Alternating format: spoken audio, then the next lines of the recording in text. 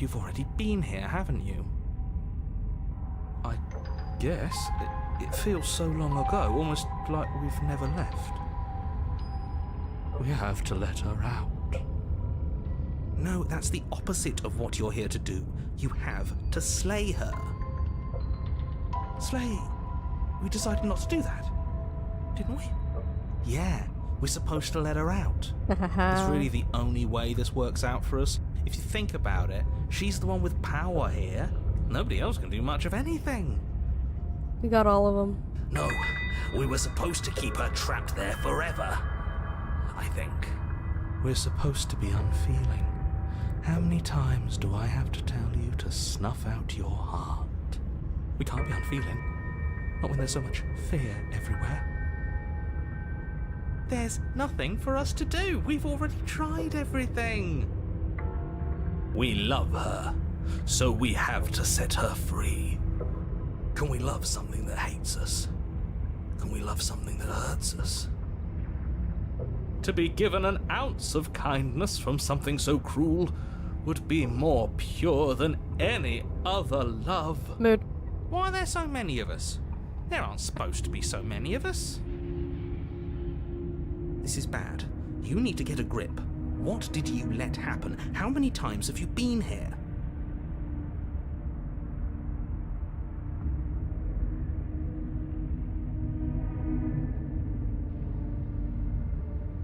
I think they're all wrong.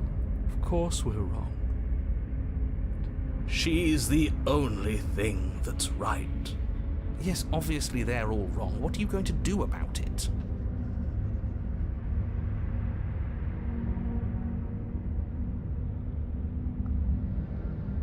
Getting back to his earlier question, how many times have you all been here? Many times. It feels like we've been here forever. But it also feels like we've barely been here at all. It doesn't matter. Yes, we just have to do what she says and then everything will be fine. It won't. It will be for us. She said so. You're part of everything.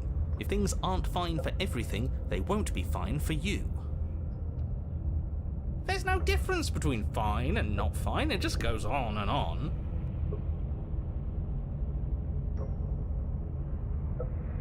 But that doesn't make sense. I only remember being here twice before this, and some of you don't seem to remember being here at all. Was I here those other times? Did someone else make the decisions? What does here even mean, if you really think about it? Shut up. You were here. Every single time. You did your best, really. There's just a pecking order. And our cruel and beautiful goddess sits atop it, right where she's always belonged. You're lucky. What I would give to be able to forget. I've tried to keep them numb, but they're all too soft. A shame, really.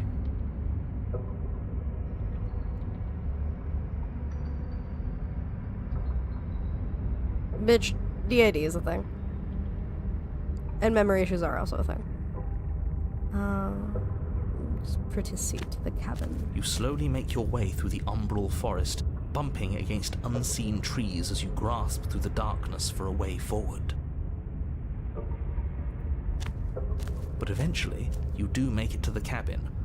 Or rather, you make it to the place a cabin should have been. Instead, all you find is an empty hill. No, this isn't right. There's a cabin there. There's always supposed to be a cabin there. He always says he never sees it. Don't ask him about the mayor. He always lies. And he always makes it gone. Stay focused. You still have a job to do, and it's best not to be distracted by fraying thoughts. There is no mirror. You know that as well as I do. She's still here, buried deep inside the earth. Just walk up the hill. You always give too much space to the others. It's why you always lose.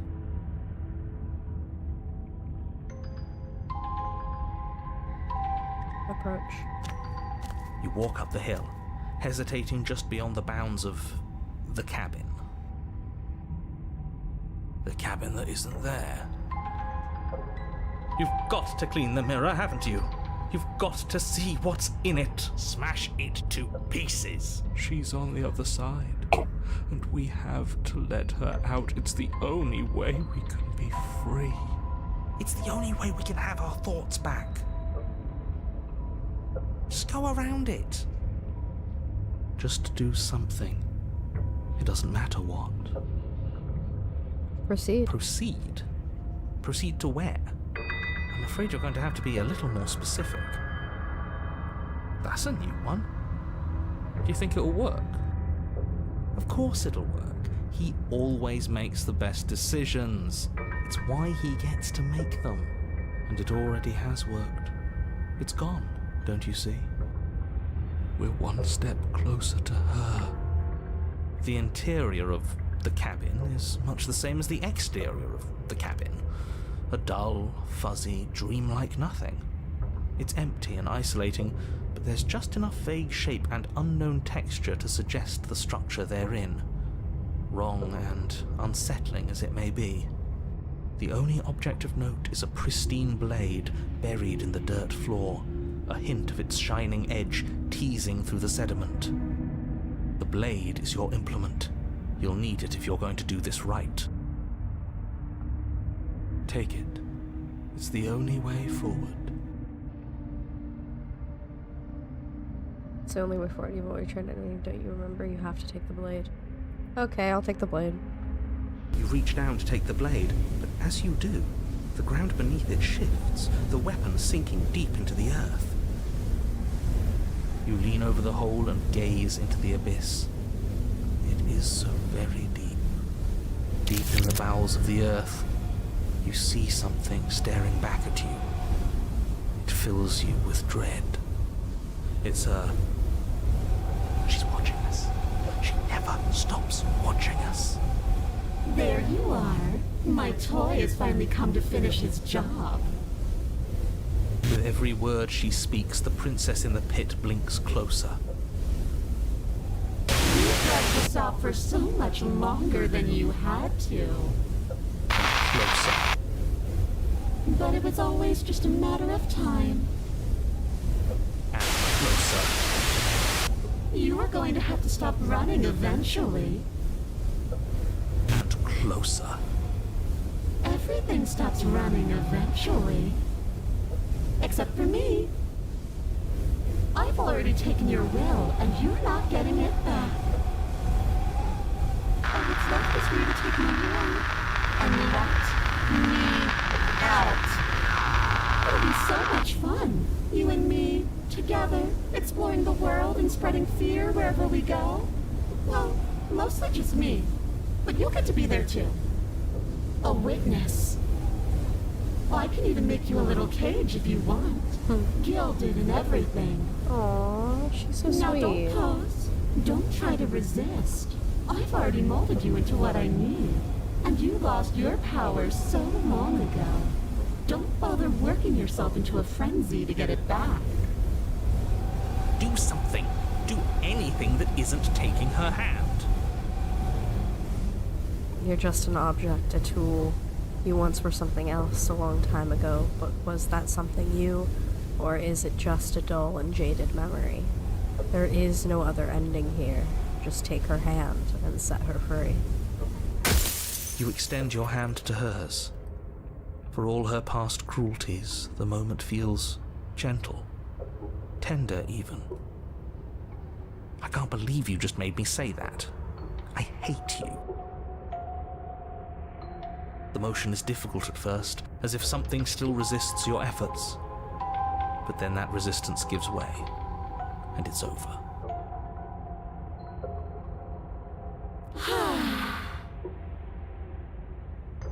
And that's the end. I wonder what we're going to do next. I didn't think I'd be so tired. The princess, exhausted, slumps. Why is it so cold?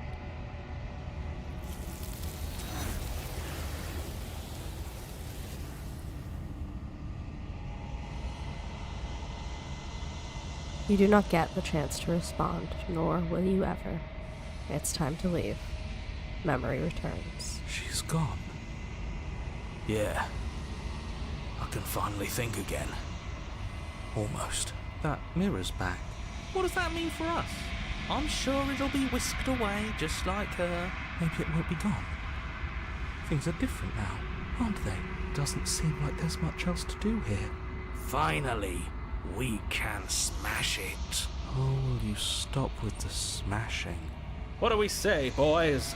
One last vain attempt to look at ourselves. Yeah. I think I'd like that. Seems we've got a majority. All that's left is to give it a look. Approach the mirror. You step towards the mirror once more. Its secrets remain hidden. Its mystery remains unresolved. Something tells me that this is the end of the line. But I don't feel bad about it. I'm ready. If the fear's gone, I'm done fighting. My heart feels quiet. The game was always going to end. I'll be free of all of you. I'm ready for the truth. I'm ready to sleep. I'm just ready to be anywhere that isn't here. Boys, it's been an honor. Gaze into your reflection. Silence as you reach forward. They're gone once more. The mirror always makes them leave, but you need to see what's in it. You're withered. You find yourself in the long quiet once again. Proceed to the cabin. Hi, baby girl! You're at the cabin. Approach her. I am a growing chorus of contradiction, a mass of tides ebbing and flowing all at once in more directions than my attention can bear to hold. To look at any one is to shift them all into something new, and to look away is to reshape them yet again. All of me is changing, and yet the rest of me is still the same. How can you stand to be a contradiction? As easily as you can stand to be you. You are like me, even if you have chosen not to look at the corners of you that do not fit. Even if you have chosen to ignore the brilliant contours of your soul.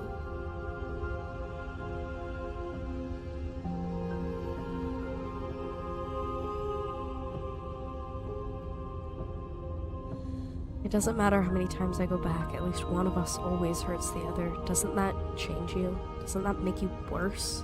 It changes me, but it doesn't make me worse, nor does it make me care for you any less. Does it make you worse? Do you resent me?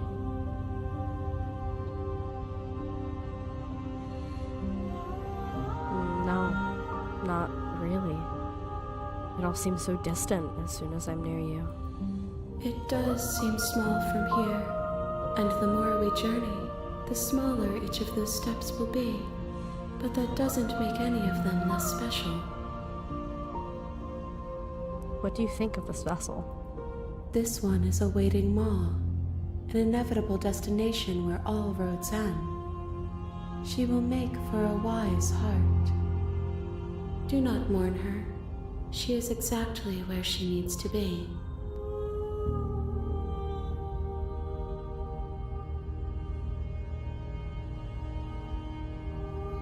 Do you know what happens to the worlds we leave behind? My perspectives are shadowed.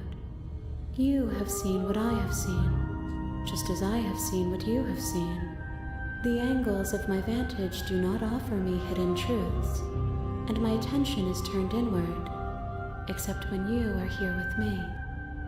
Perhaps this will change when our work is done.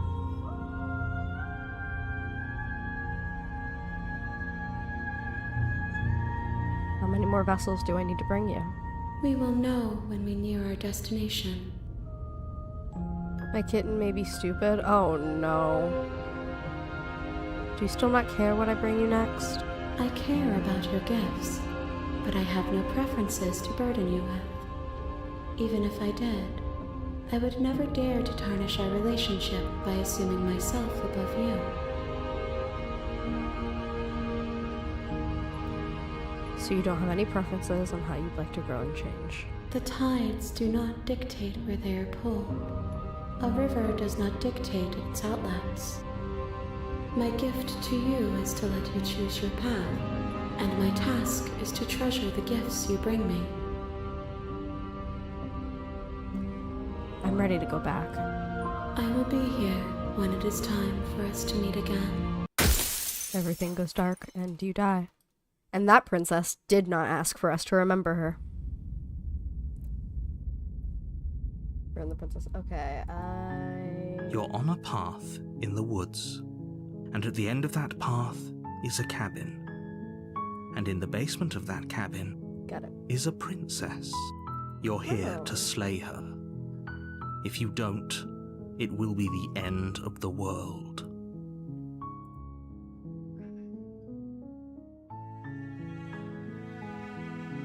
My god. Layla, is there a reason why you're screaming?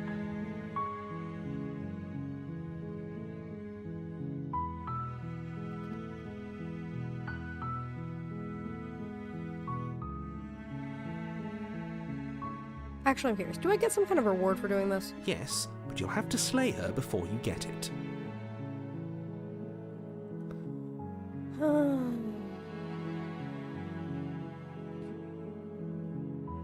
Can you tell me what my prize is going to be for doing a good job? It's a secret, but I think you'll like it. It's a special reward, just for you. And whatever you think it might be, I can promise you it's going to be even better than your wildest imagination. Yippee! Go to the cabin. You make your way up the short path to the cabin. Dick. You'll find the princess within. We're not going to go through with this, right? She's a princess. How We're dare he not supposed to tell me the save reward. princesses, not slay them. Ignore him. He doesn't know what he's talking about. Into the cabin.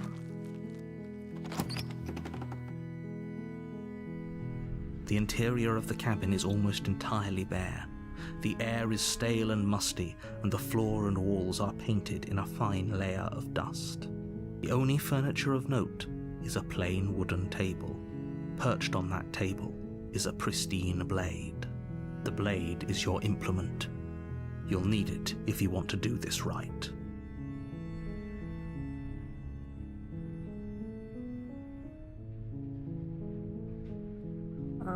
Take the blade. You take the blade from the table. It'd be rather difficult to slay the princess and save the world without it. Enter the basement. The door to the basement creaks open, revealing a staircase faintly illuminated by an unseen light in the room below. This is an oppressive place. The air feels heavy and damp, a hint of rot filtering from the ancient wood. If the princess really lives here, slaying her is probably doing her a favor. Her voice carries up the stairs. Who's there? She sounds dangerous. It's almost as if she's the one in charge down here. Don't let it fool you. It's all part of the manipulation.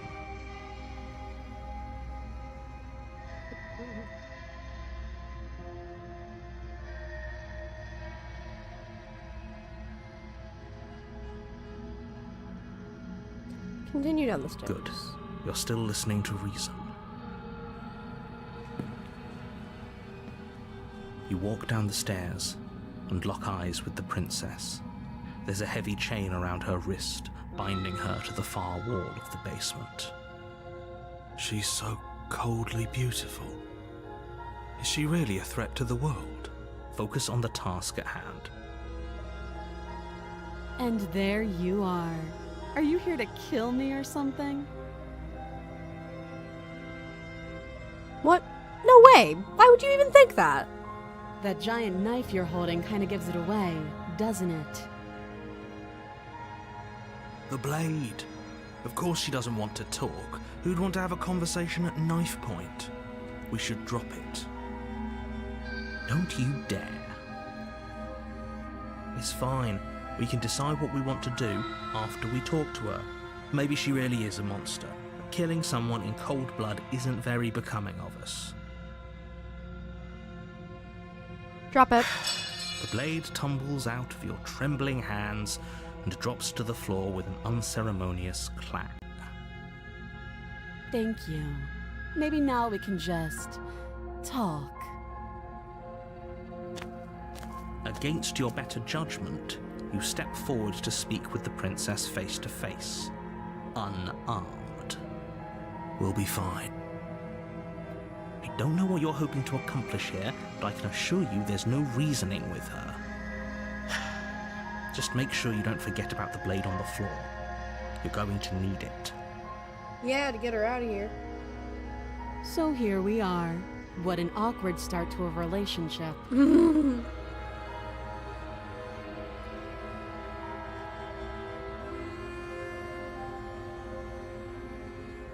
I'm here because you're supposed to end the world.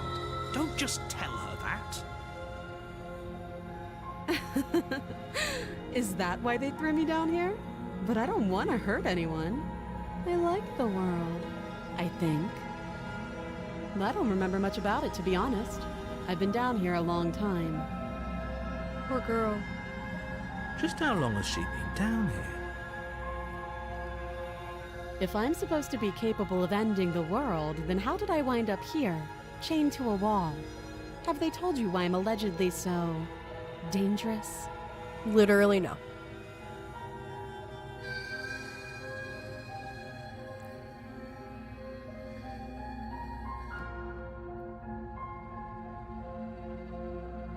No, and if I'm being honest, I'm more inclined to trust you than I'm inclined to trust them. Sooner or later, you'll understand that I have your best interests at heart. Hopefully sooner. How sweet. Now be a pal and help me get out of here, would you? We could figure out how to deal with them after I'm free.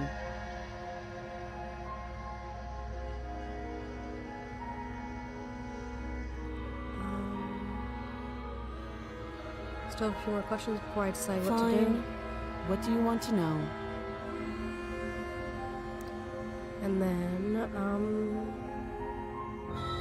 we've talked enough. Oh, have you decided what to do with me? You know why you're here. I'm going to get you out of here. Oh, you have to be kidding me. You walk up to the chains binding the princess to the wall and give them a tug.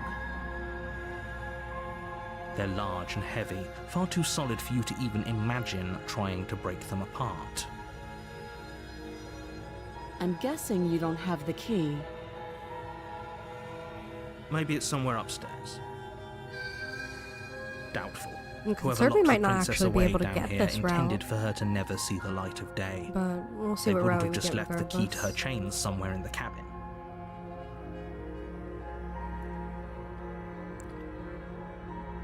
I'm gonna go check upstairs. Maybe there's a key still lying around somewhere up there, and if not, maybe I can at least find something to break you free. I'll be here. You attempt to make your way out of the basement, but the door at the top of the stairs slams shut. You hear the click of a lock sliding into place. Is someone else here? Return to the bottom of the stairs. You make your way back to the bottom of the stairs. This would have been so much easier if you'd simply slain her like you were supposed to. Easier for whom? Everyone? Easier for everyone. I heard the door slam. They locked you down here too, didn't they? The knife. Pick it up and cut me out of here. You won't like what happens if you do that.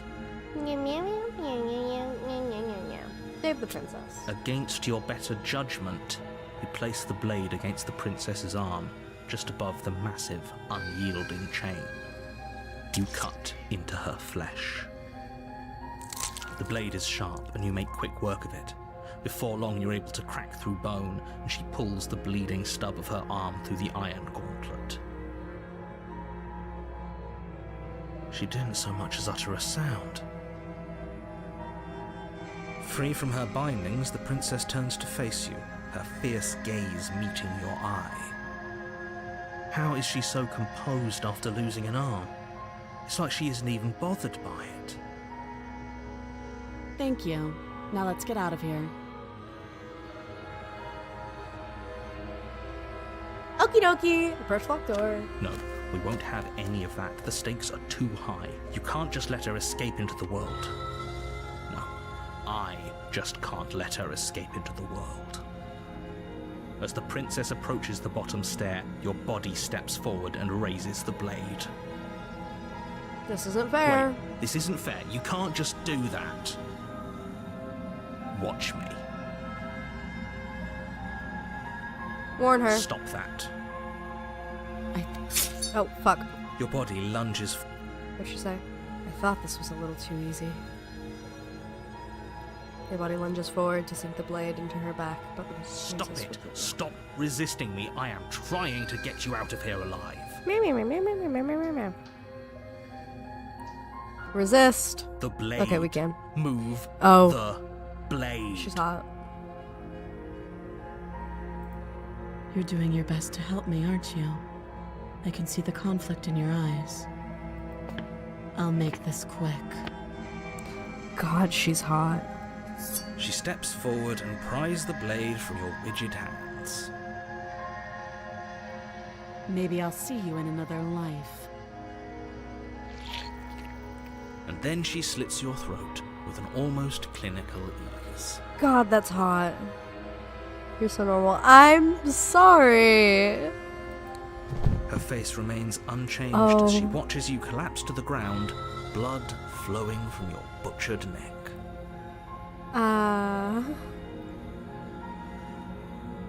This is the end, isn't it? Okay, accent. What do you mean? I don't have an... What? What? Huh? I'm afraid it is. Huh? Everything goes dark, and you die. I hope it was worth it.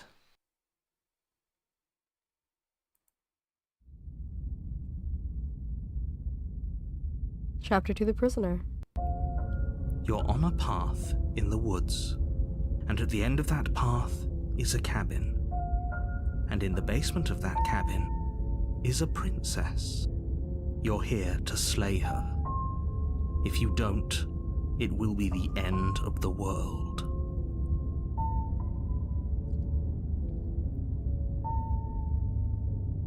You bastard, you're in for it now. I'm wise to your tricks. My tricks? What on earth are you talking about? We've just met for the first time. My voice did no such thing. Don't Fuck forget you. what he did to us the last time around. I wouldn't trust a word out of his mouth. There's got to be a way out of here, for us and for the princess. We just have to keep trying.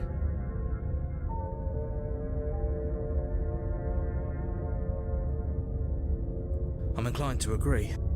If he doesn't remember what happened last time, maybe it's best to keep it that way.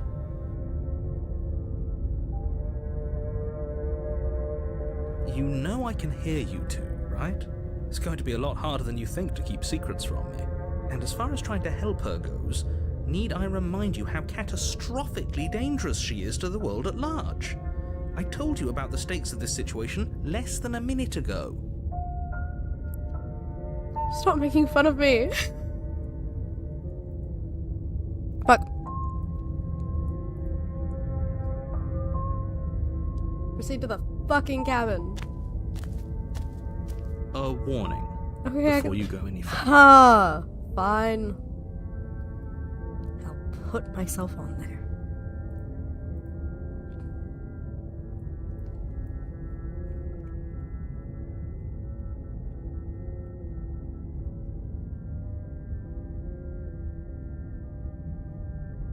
Ah. This is rude. She will lie, she will cheat, and she will do everything in her... Yes, don't believe a word she says. Just go in, take the knife, and do what you're supposed to. Wink. Wink. Did you just say wink out loud?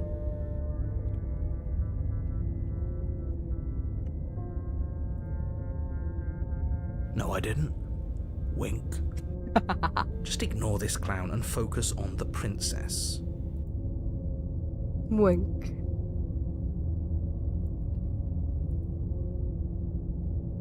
Proceed to the cabin.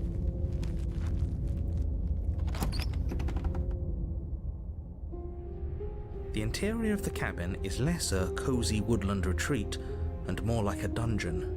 A few pathetic wisps of starlight attempt to illuminate the cold, uninviting stone walls, and thick, wrought iron bars barricade the windows, reminding anyone who enters that this is a prison.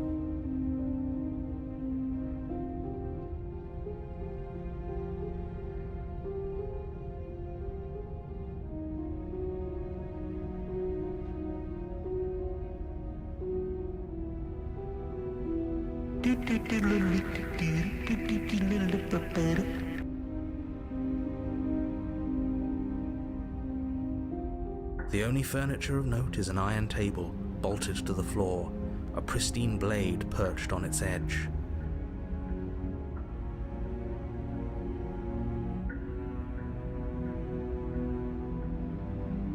The blade is your implement. You'll need it if you want to do this right.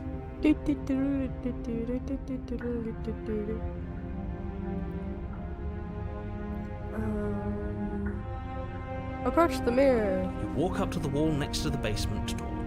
It's a wall. There isn't much to see here. What are you talking about? This isn't a wall. It's a mirror. Or at least it'll be a mirror once we wipe off that layer of grime. Wipe the mirror. You reach forward and Dragon rub Claw. your hand against the cabin wall. I hope you know how ridiculous you look right now. But there was a mirror a second ago, and now it's gone. If he doesn't want us to know about it, it must be important. We should keep our eyes peeled. Maybe it'll be back. Take the knife.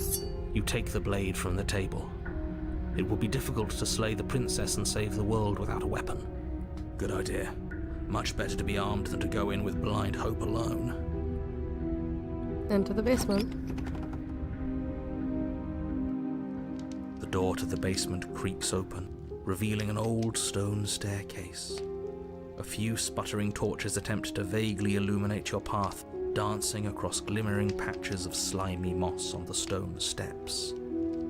If the princess lives here, slaying her would probably be doing her a favor. No, shut up. You always say that. Her voice, harsh but controlled, carries up the stairs. Is that a visitor I hear? Please, come downstairs. It's been a while since I've had company. Does she remember us? You walk down the stairs Look at and lock her! eyes with the princess. She looks up at you, the heavy collar around her neck clanking loudly as she moves. The chains binding both her wrists to the far wall, joining the metallic chorus as she adjusts her hands in her lap. Should we be worried about the one around her neck? Why would you be worried about her restraints?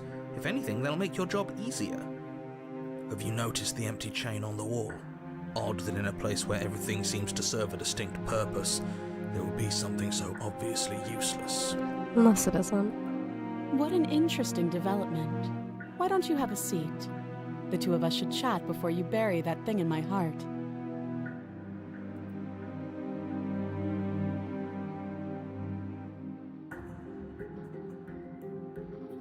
Sit with her. You step towards the princess, but she stops you before you get too close, holding up one shackled hand. There's fine. I'd prefer we keep some distance until we've sorted this out.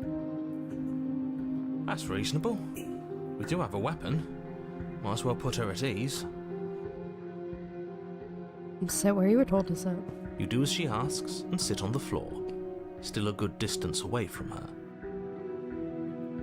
Thank you. Now, what are your intentions for me?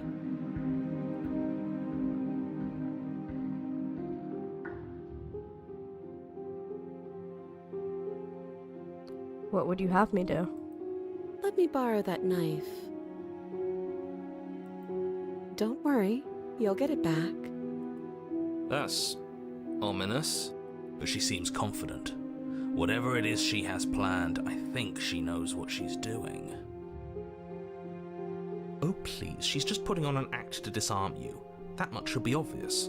In case you need to hear a voice of reason, it would obviously be unwise to give away your only weapon. Though if she isn't bluffing, whatever she has planned might be for her benefit alone. There's no guarantee that what's good for her is good for us.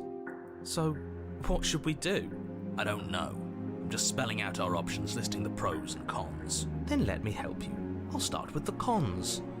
If you're handing her your weapon, the cons are that she might use it to escape and end the entire world. And she might use it to kill you. Free my girl, she ain't done shit! That doesn't sound great. What about the pros?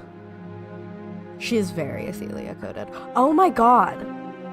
No, she's incredibly Athelia-coded. I know more lore than either of you know, and I'm trying not to spoil anything, but goddamn, you've hit the nail on the head. There are none. The pros are that we can't trust him, possibly even more than we can't trust her. Whatever she has planned could do something to mess with what he has planned. Or maybe they're both screwing us over in their own ways. Athelia is the Daedric prince of change and possibility and past, present, future. In Elder Scrolls. She only appears in the Elder Scrolls Online.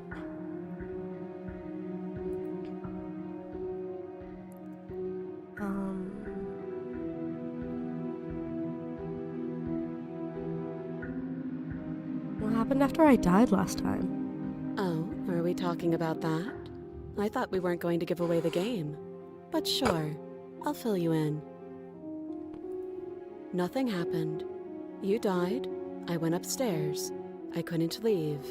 I found myself in a new place in chains again. More of them. And now you're back. Is that really all she knows? It's not like we have much of a clue about how things work. And she's probably even more in the dark than we are. You're looking at me like I might be hiding something. I'm not. I guess it's possible she really doesn't know anything. Maybe both of us are stuck in this loop without any idea why or how. First you make a comment about having been here before, and now this.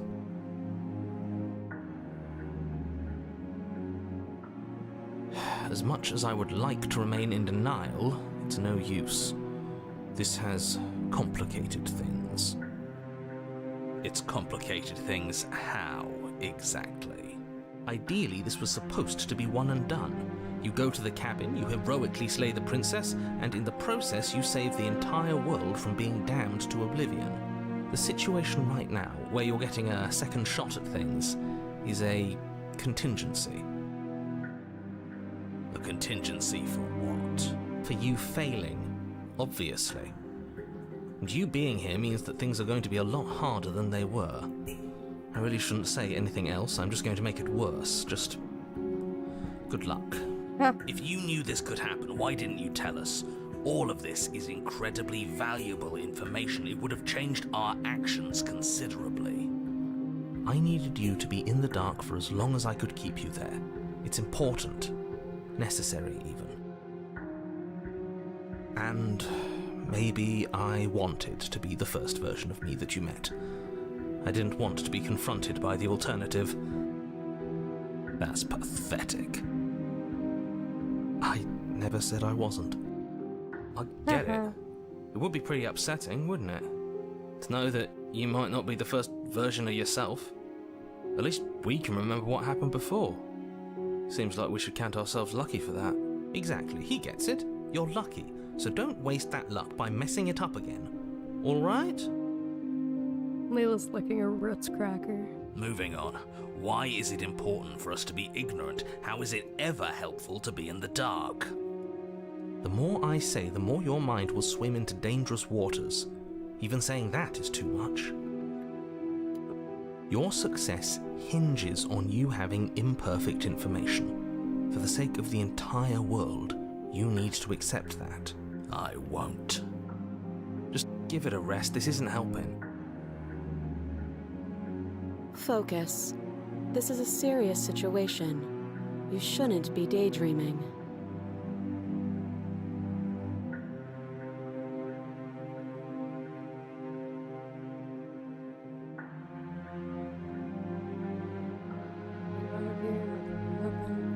Okay, I'm trusting you.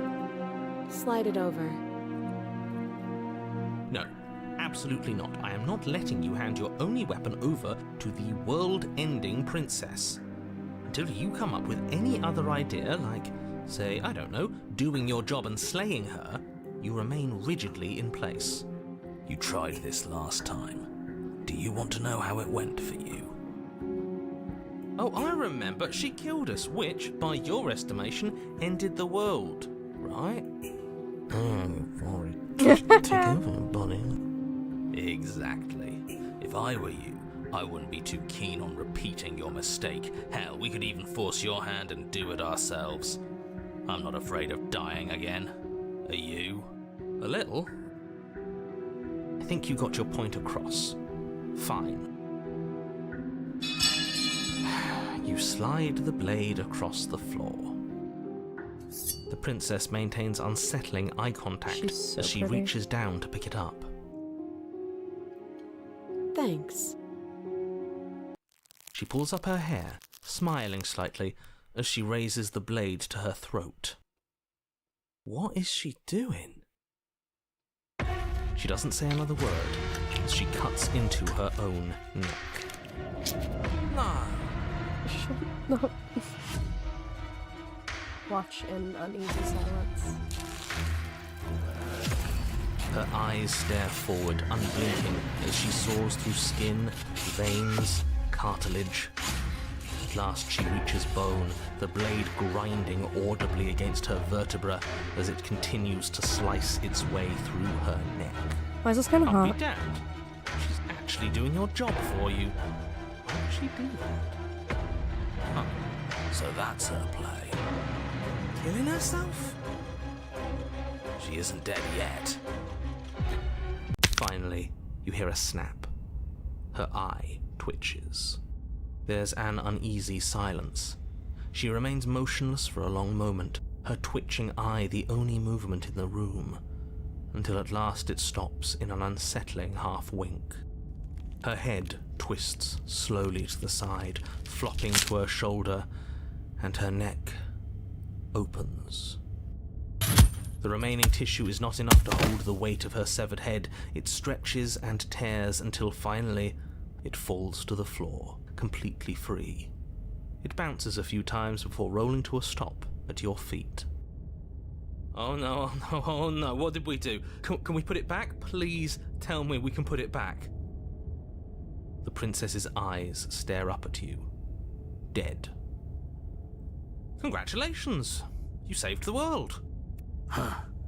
So I guess that's it. What a way to go. But she is gone, isn't she? I hate this. Can we just get out of here now, please?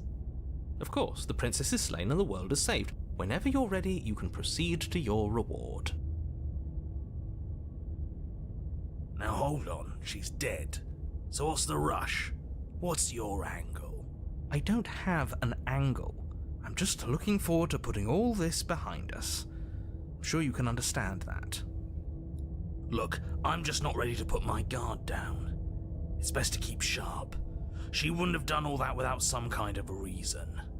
She's left us with this dangling thread, and I need to know why. You're just wasting your energy. The danger has passed, and now we can all relax and enjoy your reward.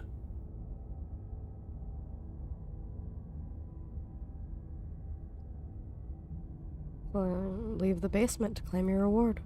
Fine, but if we're leaving, then we're taking the blade. I feel exposed without it. With your work done, you remove the blade from the princess's corpse and make your way back upstairs, closing the door to the basement behind you. You can think of it as sealing yourself off from an unpleasant chapter of your life. It's all uphill from here. The windows. Do you see that? We used to be able to see the outside world from up here, but now it's just empty. The door. Check the door. Open the door and accept your reward. You open the cabin door, ready to return to a world saved from certain doom. Only a world saved from certain doom isn't what you find. Instead, what you find is nothing at all.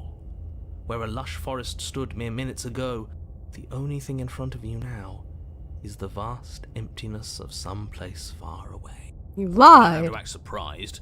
We could see this vast emptiness through the windows. But if everything's gone, does that mean we're not gonna get our reward?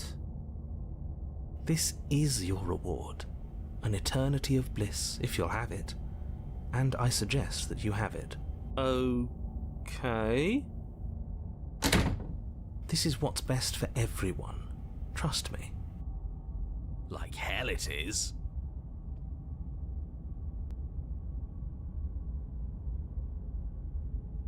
That's bullshit. Let us out of here. What's done is done, and there's no going back now. Time passes. You can't be sure if it's days, or months, or years, or even decades. It's all a wonderful, boring blur. You've never been happier. Decades? No, it can't be decades. We can't go along with this. We can't let him win.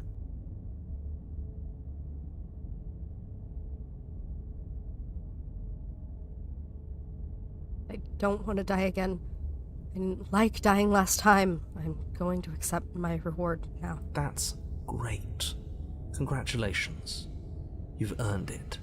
More happy time passes, though the word begins to lose its meaning. Time, that is, not happy.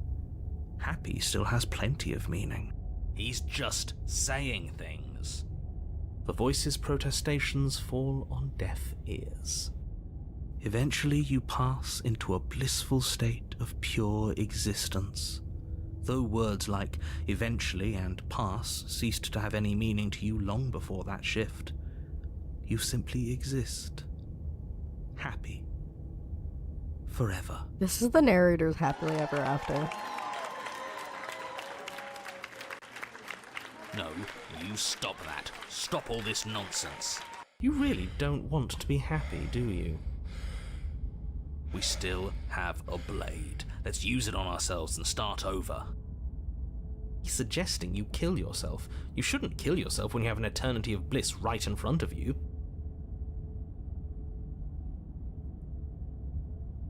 Sorry, but we're not doing that. Don't apologize. I'm sorry.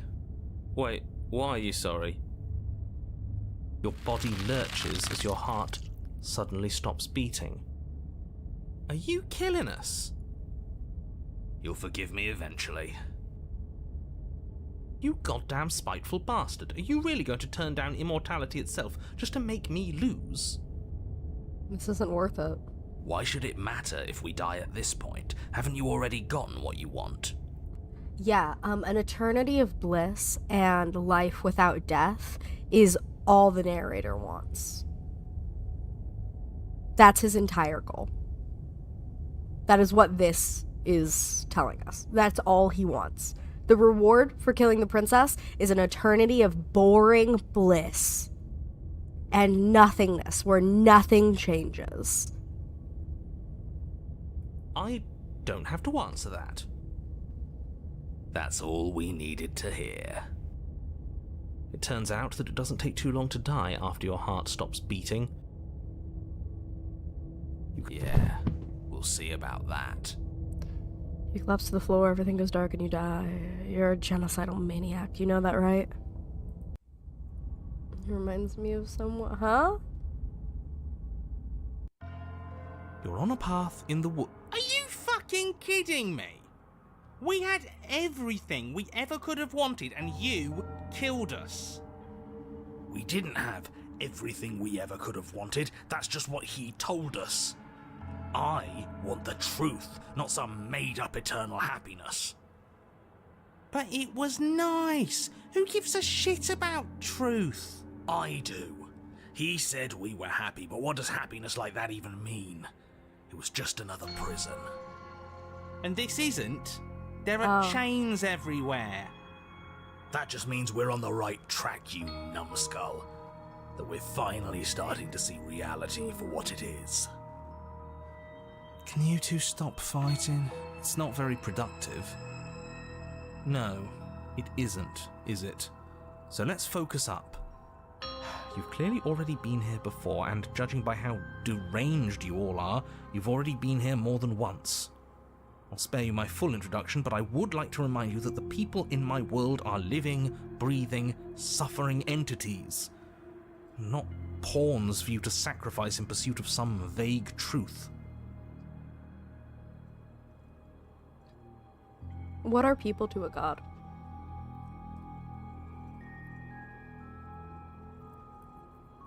Should we talk about how we still have the blade? We've never started with the blade before. Huh. I hadn't actually noticed. Holding it's starting to feel natural, isn't it? It doesn't matter if we spawn with it or have to trudge all the way up to the cabin to get it. It's not even a blade, really. It's just a dinky little knife. The real threat here can kill us without it anyway. I didn't kill us without reason. Well, you still killed us. This is strange. You're not supposed to start with the blade. It says right here that you're supposed to find it at the cabin. Oh well, I suppose that doesn't make much sense anyway. It's better if you start with a weapon, so this is probably for the best. Mm-hmm.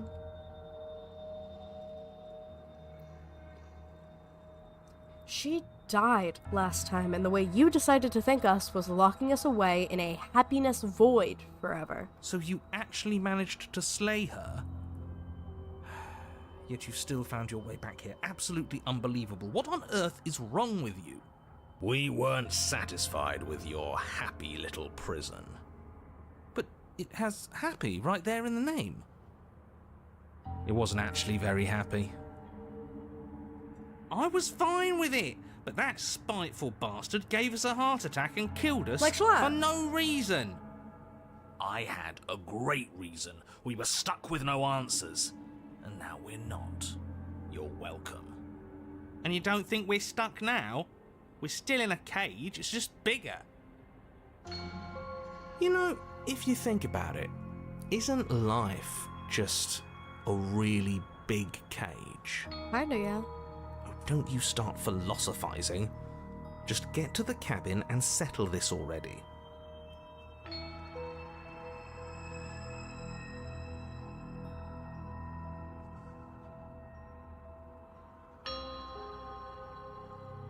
I'm not taking the blade again. Are you serious? The blade is your implement.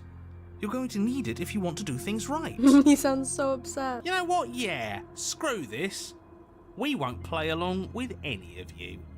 You're all being ridiculous. Why would we disarm ourselves at a time like this? Don't you dare. Do it. Are you even listening to me? Does my opinion count for nothing? We're never getting out of here if you don't listen. I'm intervening. We're not tossing the blade. I'm in charge, and I say we're tossing the blade. You had your chance last time, and we all saw how that worked out for us. Without another word, you foolishly hurl your only chance at victory far off into the woods, never to be seen again. Never to be seen again. All we did was toss it into the woods. There's nothing stopping us from picking it back up. Oh, but there is something stopping you from picking it back up. The fact that you already made your decision. As much as I'd like to turn back the clock, we'll all just have to suffer the consequences of what you've done. You're right, Krasnik. That's how decisions work. Huh. That felt good. Best thing we've done in ages. Whatever this bullshit world throws at us next, we'll always have this tiny victory. Krasnik, do you know Jonathan Sims, the guy who does the narrator and all of the voices? Do you know his other works? Because if you did, you would know why he has so much fun doing this.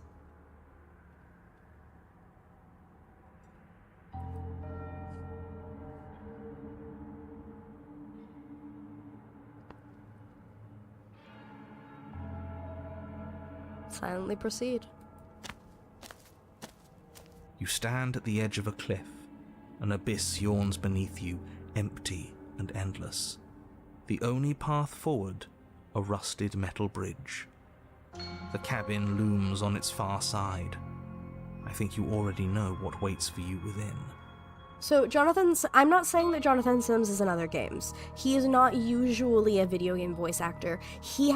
So the first thing I ever knew that he was in was a band called The Mechanisms, which is a storytelling band.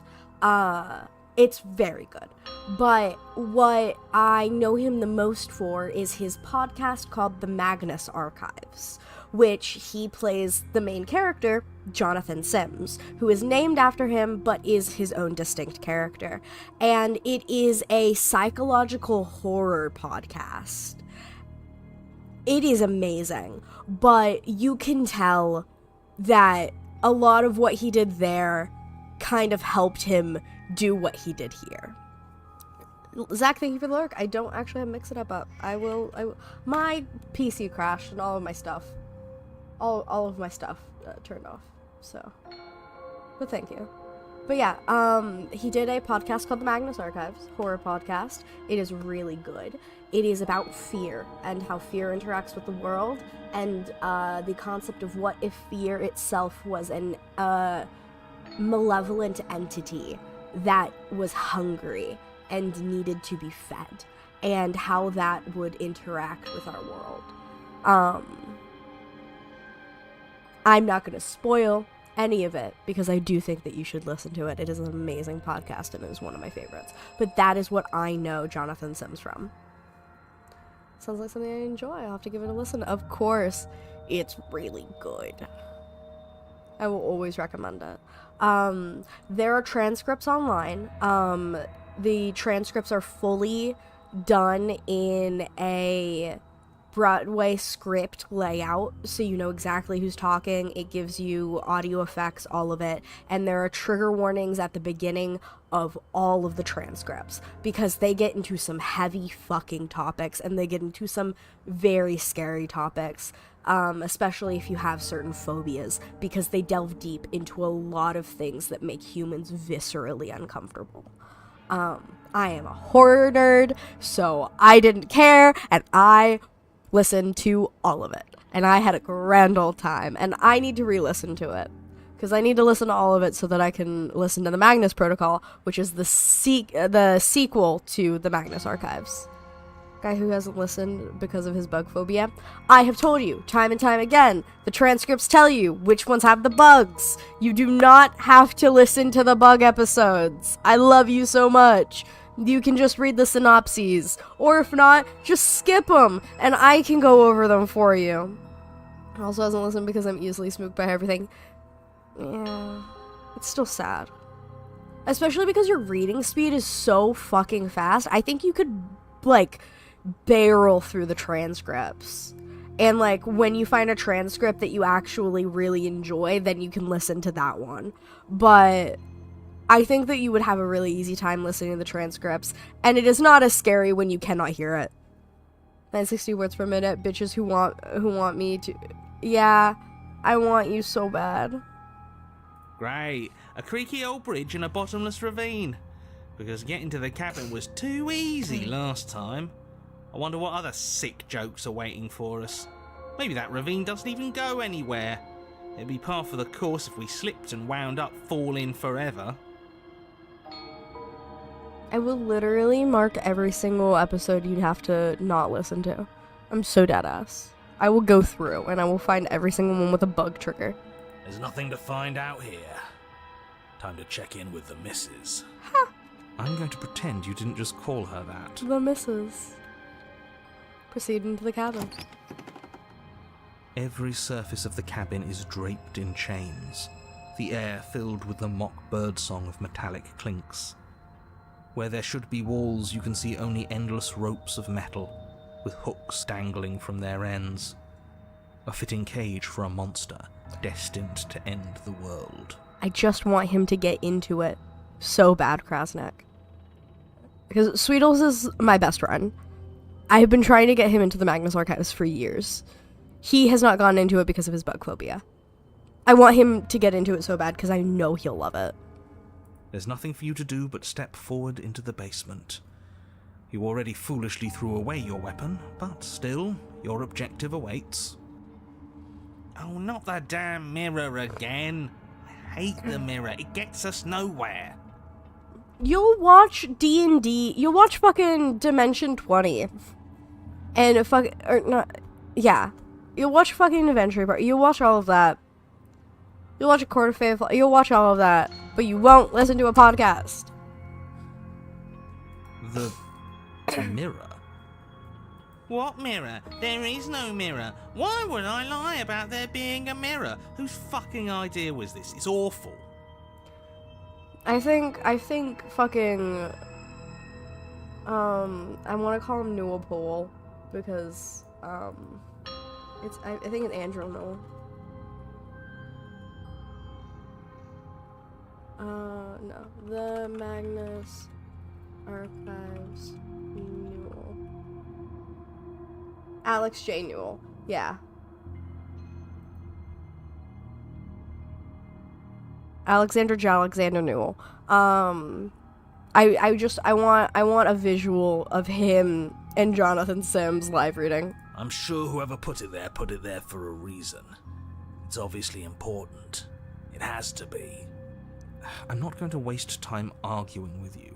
Just get to the basement, okay? The door's on the other side of the room. Then, I guess there's nowhere for us to go but forward. Approach the mirror. You step out onto the floor. Or what should have been a floor. Should have been? Yes, unfortunately. You realise too late that there is no floor beneath the metal. There is only a loose web of chains suspended over some unseen space. An unseen space that you are now rapidly plummeting through. Whee! Oh, now this is just absolute bullshit. Can't even walk across a room now without being plunged into an abyss. You're too emotional, it makes us sloppy. We have to focus on details right now, and we can't focus on details if you're raging about every little thing that happens. Are we supposed to focus on details while we're falling into a bottomless pit? Don't be ridiculous, it obviously has a bottom. Your fall is suddenly, painfully halted as rusty chains pull taut against your skin, their hooks digging into your muscle. You find yourself suspended in what appears to be a vast, dark space. The glinting of yet more chains merely hinting at its full dimensions. You dangle a few feet off the bare concrete floor. If the princess lives here, slaying her would probably be doing her a favor. Oh, shut the fuck up! You say this every time. As your eyes adjust to your new surroundings, you make out a figure standing in the gloom, obscured in shadow. Easy now. Fuck. We don't know what sort of situation we're dealing with. We should let her make the first move. Let observation give us an advantage.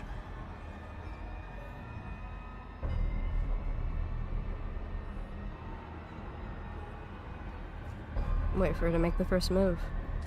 The princess takes a slow step forward. As she does so, the heavy chains shift, tightening and tearing at your flesh, your joints screaming in agony as the rusted hooks dig deeper. Stars dance in your eyes as the chain wrapped around your neck threatens to choke you.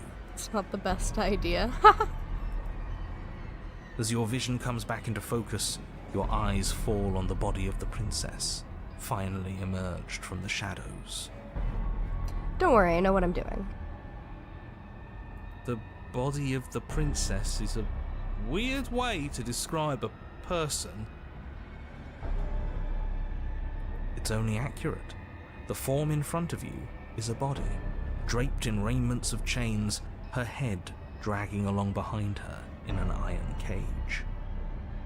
The head stares up at you but says nothing, and the chains squeeze ever tighter. Yowza. Oh, we're being strangled already? You haven't given us a chance to do a damn thing. What's the point of any of this if we don't even get to make a single choice? I think someone feels cheated. I'm not here to give you chances. I'm here to set the stage and to dictate to you what happens. I can advise you on the correct course of action, but there are limits to my direct involvement. The choices, if that's what you like to call them, have always been yours. Except for when you take over my body and try to kill her. A riddle while we're dying, isn't that just like you? Now to figure out what exactly you mean by choices. Oh, for the love of stop thinking and do something!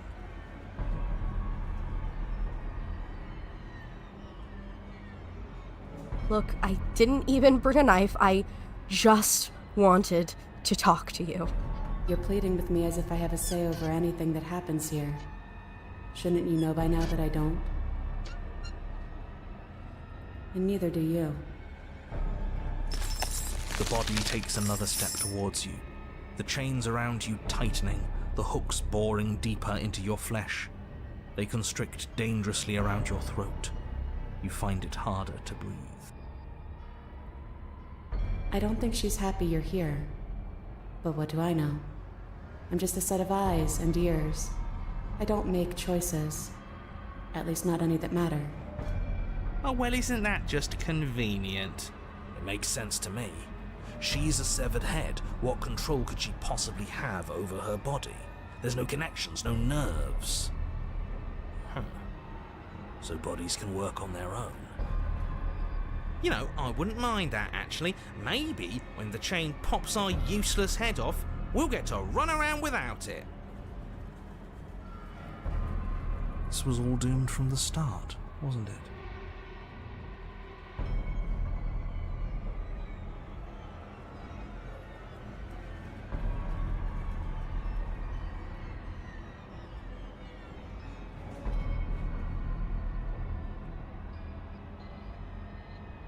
Say nothing. Silence. Then maybe you finally get it. Everything we witness is just another shade of the same endless cycle. I wake up in chains. The body steps forward. Your bindings tighten again. I like seeing that the hooks change. You come to me, knife in hand. But that's not right. We didn't bring the knife. We even told her that earlier. Yeah, isn't that right? I bring you the knife. Where do you think it is? Clearly weren't listening to me earlier because I had already told you I threw away the knife. I ditched it before I even got out of the cabin. There's no grand scheming guiding us along a predetermined path. We're both agents of chaos who make our own choices. And this time I choose to talk to you unharmed. Your pattern's broken. I'm unarmed. But that's not right. That's not the reality I've been looking at. You shouldn't have been able to do that. The body marching towards you comes to a lurching stop. Huh. She stopped. What is that supposed to mean?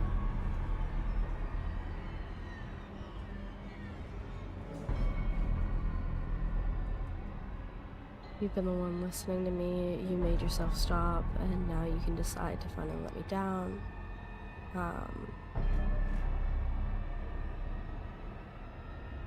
do you actually want? The only way we can get out of here is if you drop your card, just like I did. I think you know what it means. Are you ready to talk? No. You're staring at me like the answer is self-evident. But it can't be. Not after all that violent repetition. Oh.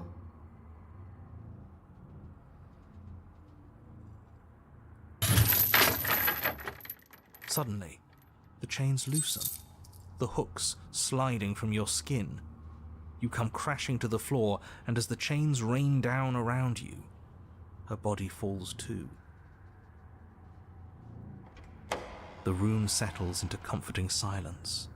No more rattling of chains, no more slow, deliberate footsteps from the princess's body, only the soft click of the latch as it opens the door of the cage. I hate to say it, but she's so pretty. So that's really all it took? The truth was right there the whole time. We just needed to believe we were better than this. I feel like a fool, really. But it's always the most complicated problems that tend to have the simplest solutions. Same. I love the art style of this game. That is absolutely not how this works. I prefer drawing with thick lines, so the stuff like this always mesmerizes me. Looks like we've seen through your lies at last, Mr. the Narrator. If that even is your real name. Oh, shut up. We got lucky. And you especially got lucky. Both of you talk too much. Give her a chance to say what she wants to say. I'm sick of treating this like some puzzle or bullshit game. LOL. I want you to take me out of this place. That's all I've ever wanted. The princess's body doesn't stand, instead holding the cage aloft, beckoning you to come near. If you take her out of there, if you carry her to freedom, it's the end of the entire world. You know that, right? I'd also like to know his name, but I also understand why we don't. Fine by me. This world is bullshit anyways. The rest of us will find one that's better. Besides, we already made our choice, all the way back in the woods. Nothing you can do about it now. I suppose not. You know, I think a part of me always knew this was doomed from the start. I'm narrating on borrowed time, aren't I? Yep. But even if I'm doomed to go, I might as well make sure you have a proper ending. Go on then. Yay! Take your princess from her cage. You cautiously approach the kneeling body and extend your hand, bruised and bleeding from the trials that brought you to this point. And then you take her from her prison. Oh, she's so She looks pretty. up at you, and for the first time since you laid eyes on her, she smiles warmly. I have no idea how we're supposed to leave. But the body points, and you follow its finger to a lone chain dangling from the doorway that sits far, far above you. Are we supposed to climb up while holding her? I'll pull us out of here, if you just hold on. I'm game. So Let's am I. go. Then get on with it. Take hold of the chain. You wrap your hand in the chain, holding tight as it starts to move and holding the princess close to you. Together, you rise out of the pit. He's so upset about it. I'm sorry if I made this harder than it had to be. It's okay, baby girl. You glance back towards the princess's body, doing its part as it hoists you up. It grows smaller and smaller, slowly disappearing back into the shadows of the basement. My sweetheart. No, that's not right. There shouldn't be an if. I'm sorry. I made this harder than it had to be. Oh, Maybe she has a point, in a way. Our bodies don't matter. We're almost there. You can smell the night air. That bit of light feels like it's mocking us. At any moment, she could just drop the whole thing and send us crashing down. oh my god. Maybe get a chainsaw or something. If this was a zombie game. I don't think that's gonna happen, mate. It'll be par for the course. And then the chain stops its ascent, depositing you safely in the cabin doorway. I guess you never closed it behind you. Well, there's only one thing left for you to do. Shall we?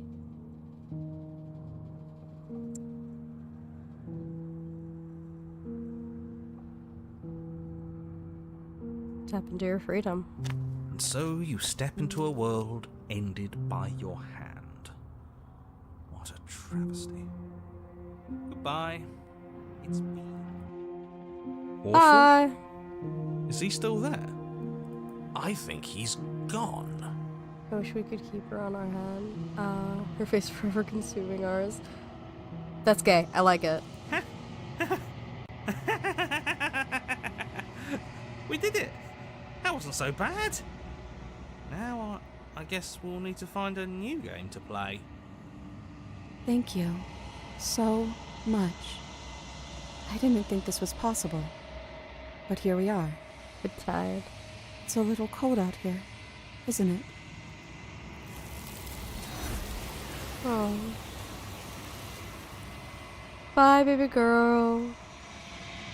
Cat blocking my view again? Damn cat. You don't get a chance to respond, nor will you ever. It's time to leave. Memory returns. She's gone. Where did she go? Should we try and find her? And there's that mirror again. Why is it here? Why now?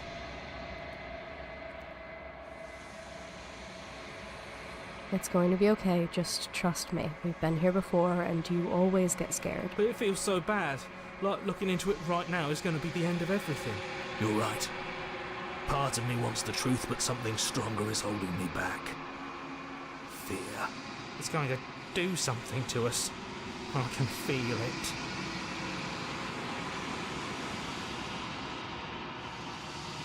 I'll see you on the other side. It's going to be okay. Okay. If you say so. We'll trust you. So, this is all going to work out? Feels too good to be true. Approach the mirror.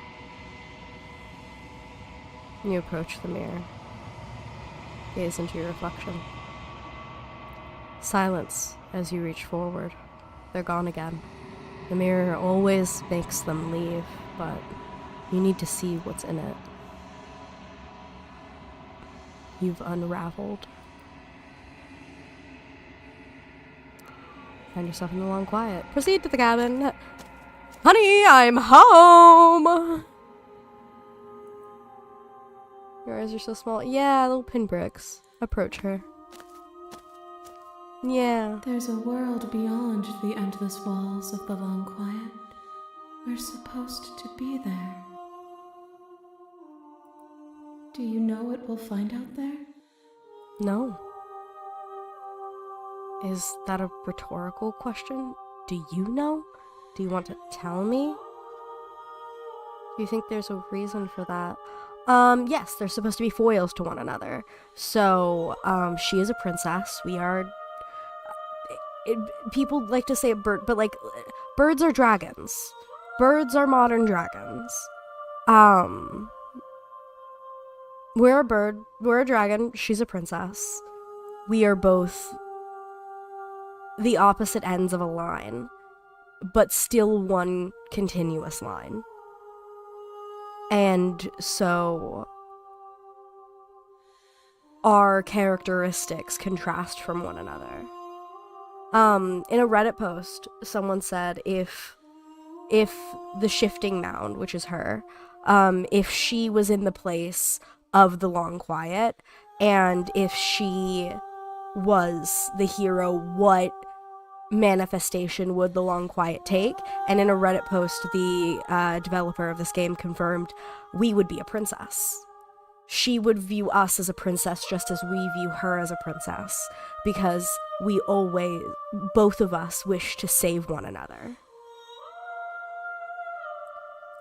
Is that a rhetorical question? Do you know? Do you want to tell me? Rhetorical. I am not rhetorical. I have only known these spaces, and I have known flickers of the lives you've brought me, short and violent and full of passion. But all of those flickers end where the long quiet begins. I'm asking you because I cannot know your mind. Do you know what we'll find out there? There's trees and stars, and there are people, I think. At least they're supposed to be people. There is a warmth and sadness in me at the thought of people. Fresh tears on a winter's day. They are not like us. They do not last. They not like us. They not like us. Do you think that anything is real out there? Do you think that we're real? We are real. Nothing is an idea that dwells in the absence of something. But nothing cannot exist on its own. And because of that, Nothing can't exist. Do you have any thoughts on this vessel? This one is a locked door to which you held the key. She will make for an open heart if you let her. Do not mourn her. She is no longer bound.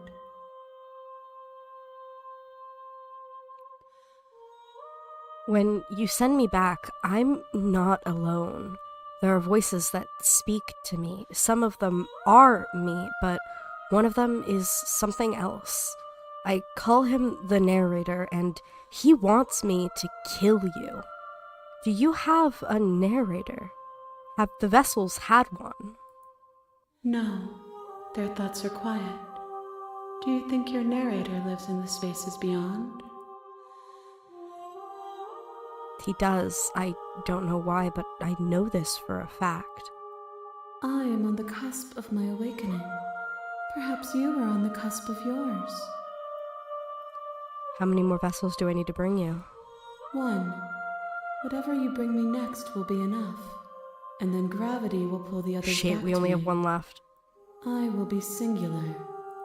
A final multitude. She's always been white, and in some other form she literally glows, and we're almost completely dark. I think our eyes are remnants of her light illuminating our forms, and her eyes are always black. Her eyes are always dark. The darkest part about her is her eyes. Ugh. Okay. I'm gonna have to play this more than once. That's why I hate that there are so many endings, because you cannot get all of them. Because I really want to show y'all Thorn, but I also really want to do the Princess and the Dragon. Because Princess and the Dragon gives so much context.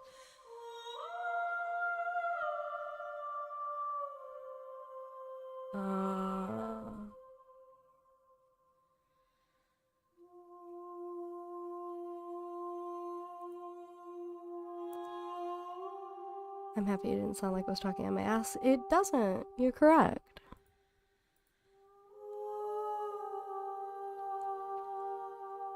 What the fuck am I staring at? My wife!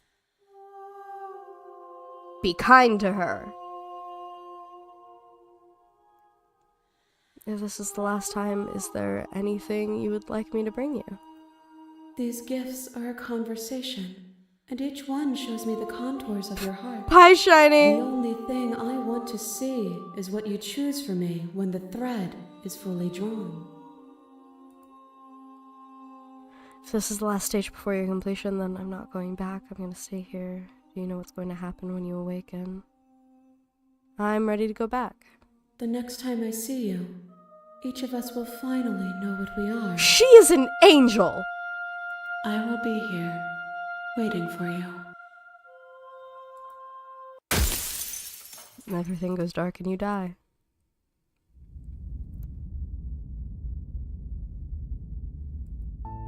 Can you imagine You're on cuddling a her? path I in can! the woods. It would be And at the lovely. end of that path is a cabin. And in the basement of that cabin is a princess. Anyways, how are you? I'm doing great. This is one of my favorite games. You're here to slay her. If you don't, it will be the end of the world.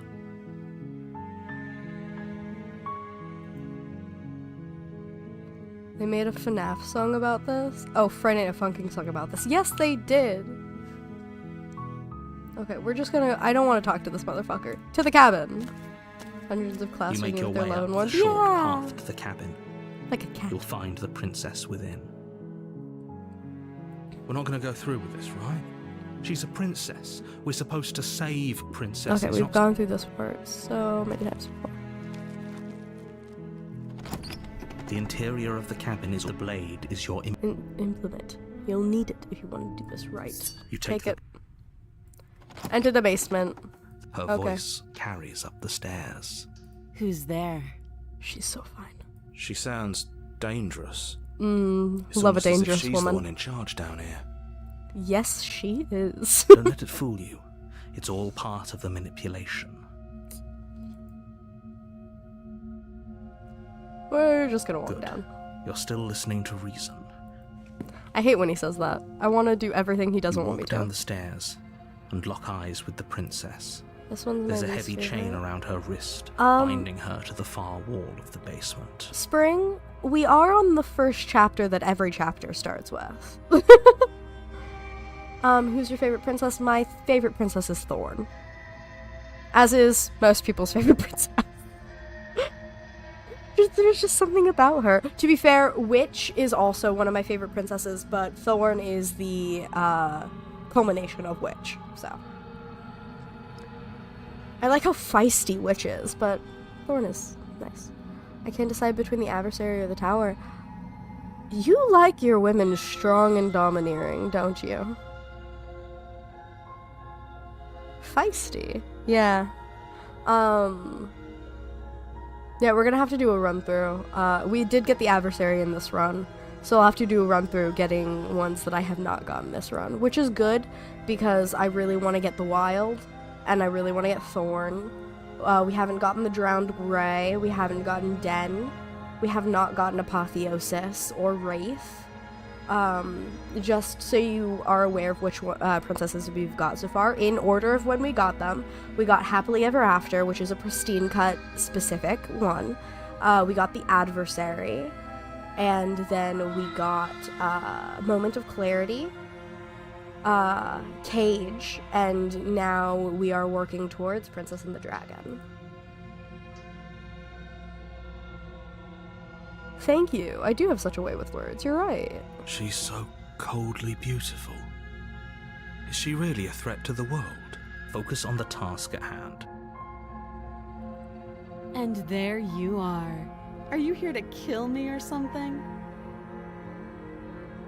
And I mostly want to get the Princess and the Dragon. One, because it is a pristine cut ending, and so I have never seen it before. But also because the ending is supposed to give a lot more context into the mind of the princess. And I love that. I love any ending that gives me exposition. Little orange trying to bite you on my screen. What the hell? Steel your nerves and step forward. You step forward, your grip on the blade tightening as you steel your resolve. Oh? No talking then? Fine. What even makes you think you can kill me? I'm probably chained up in this basement for a reason, right? And if that knife is the only weapon you have, you'll have to get close enough to use it. So, you should just drop it. Best not to risk finding out what I can do. She's unarmed. If you hesitate now, it'll be too late. End this. Kill that bitch! You lunge I'm so forward, sorry. making She's so movements. scared. No! You feel flesh easily Oh, give way. I'm so Look sorry. down to see your blade already sinking deep into her heart. Oh. Oh. This is it, isn't it? I'm almost embarrassed. I should have seen that coming. But I have to wonder, do you actually believe this was enough to kill me? It's like she's convinced she can't die. Yes, even as she lays there dying, she entirely believes herself to be alive and well. But it's over, isn't it? She stopped breathing moments ago, that arrogant look still plastered on her face. But is it over? Really over? Of course it is. She's dead. Yes, exactly. It's over. With your work done, you make your way back up the stairs, closing the door to the basement behind you. Why do I feel like we've done something terrible? You did kill someone. Greater good or not, something would be very wrong with you if you didn't feel at least a little bad. But it was for the greater good. One of these days that will sink in and help ease your guilty conscience. But that day isn't today. Let's just get out of here.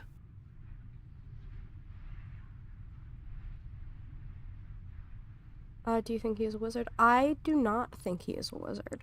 The reason why I did not answer you is because I know who he is, and I did not want to spoil it.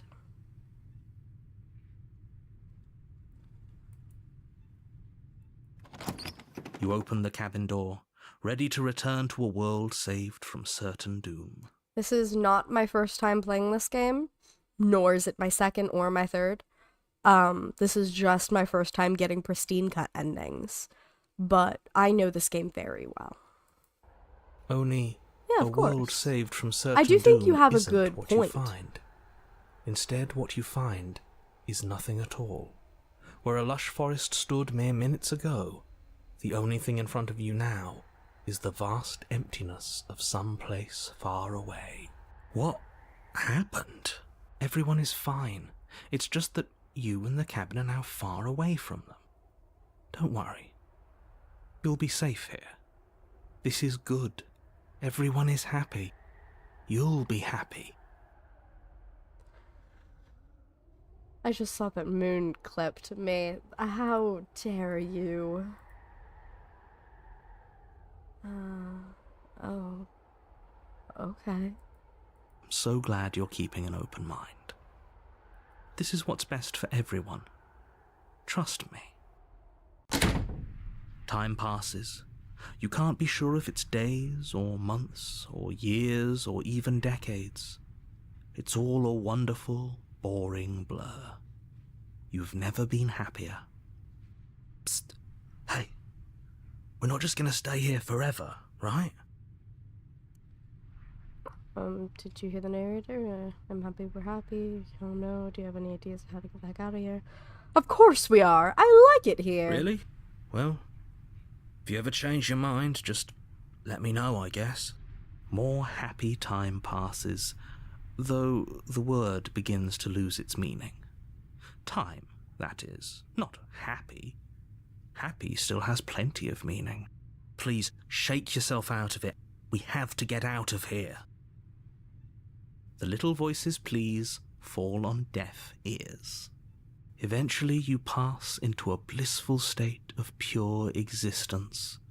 Though words like eventually and pass ceased to have any meaning to you long before that shift, you simply exist. Happy. Forever.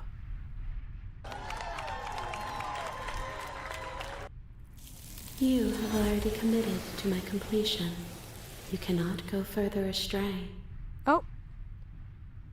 Past the point of no return. There's no going back now.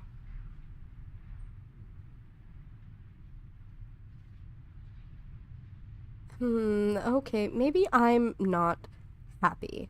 And I'm not just saying that because you're the last person I Good, talked to. because I have an idea to get us out of here.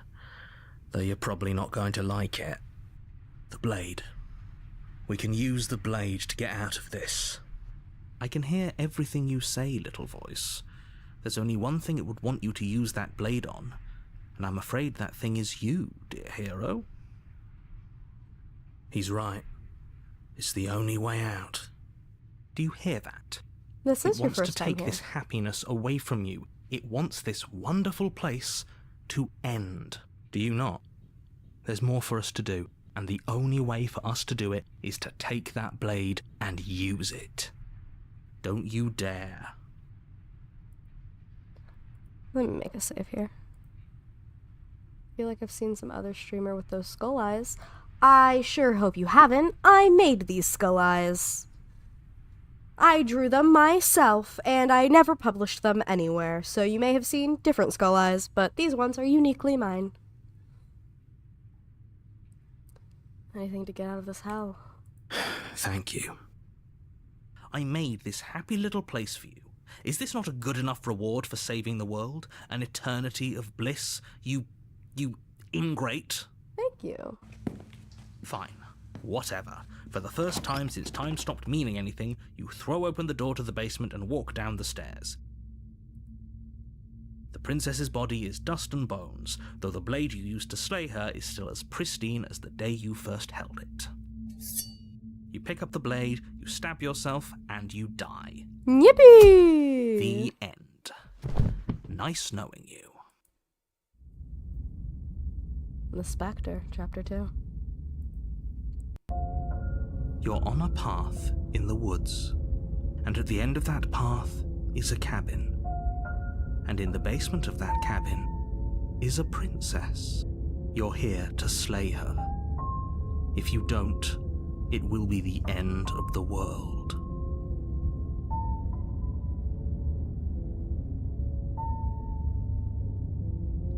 Okay, motherfucker. A warning before you go any further.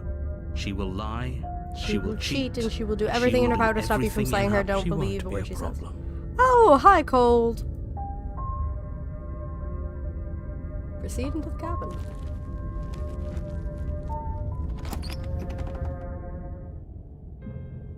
The interior of the Oh. cabin is cold, a soft odor of dirt permeating the air. Cobwebs flutter in the Give him a corners. blankie. You can hear wind whistling outside, banging the shutters against the windows. The only furniture of note is an elegant antique table with a pristine blade perched on the edge. The blade is your implement. You'll need it if you want to do this right. Okay, I'm actually saving right here. It feels like no one's been here for a long, long time. Harsh Like or I've been gentle? saying, she's dead. We killed her already.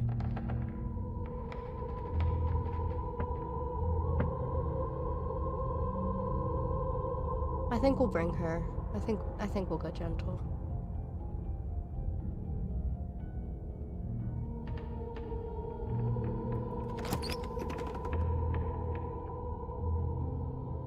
The door to the basement groans open, revealing an old banister and a creaky wooden stairwell.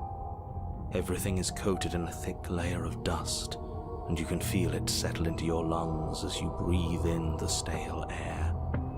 The very building itself feels dead. If the princess lives here, slaying her would probably be doing her a favor. The room below is silent. Nobody's here. Naturally. As much as I appreciate the optimism, you shouldn't be so sure. I guess we'll just have to go down and see.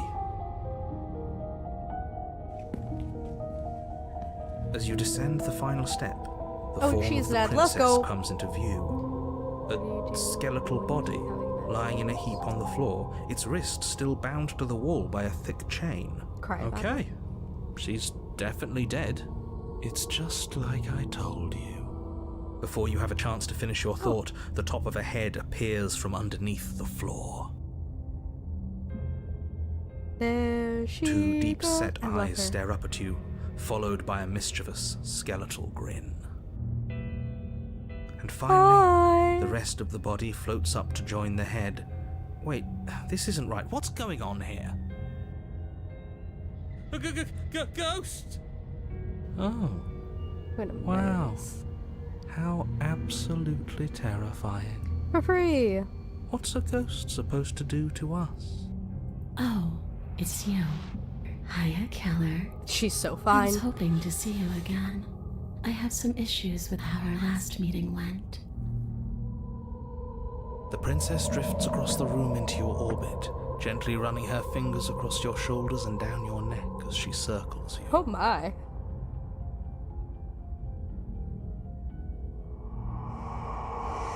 Her touch is cold and ethereal, formless yet real enough that her icy fingertips send shivers dancing across your skin. So she has a body, and she's right there. We could probably grab her and kill her again, if we wanted to. We don't even need a blade. She looks fragile enough to me. She'd probably know. I'll wait and see how things play out. I see you don't have that annoying knife anymore. She's so cute. So, does that mean you regret what you've done? Are you here to apologize and make nice? Beg for absolution, maybe? Because I might be interested in seeing a little begging. Oh.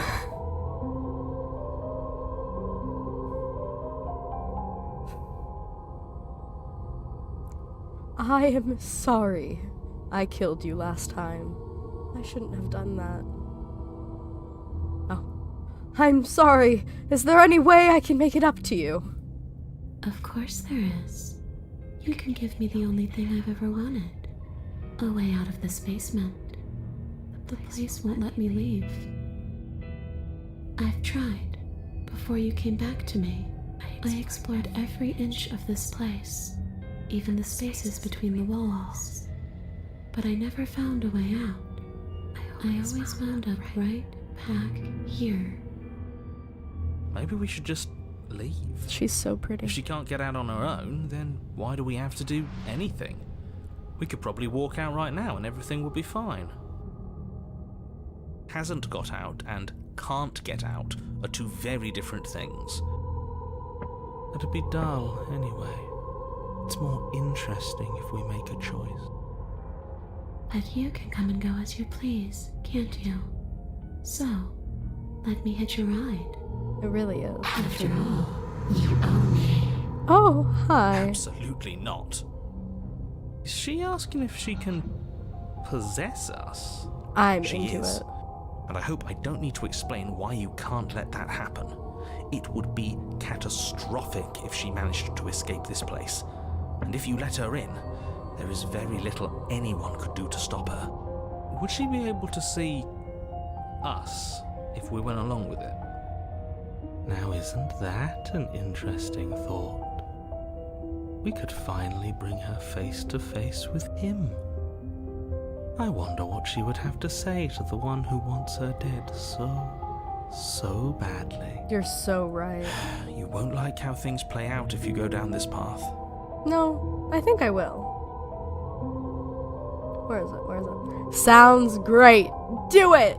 The princess swims through the air in front of you, pausing for a brief moment as her dark-rimmed eyes stare deeply into yours. There's a hunger in her gaze. You're really trying to make it up to me, aren't you? Thanks for being a pal, killer. I mean it. What are you doing? Don't just let her in. How many times do I have to tell you? I love making him mad. See you soon. She rushes forward and then she's gone. A sharp chill spreads across your body. It starts in your chest, a freezing numbness flowing out from your heart, all the way down your limbs, your mind growing cloudy and confused as it settles over your very soul. What do you hate about this route? I'm not sure I like this. Can we get a do-over?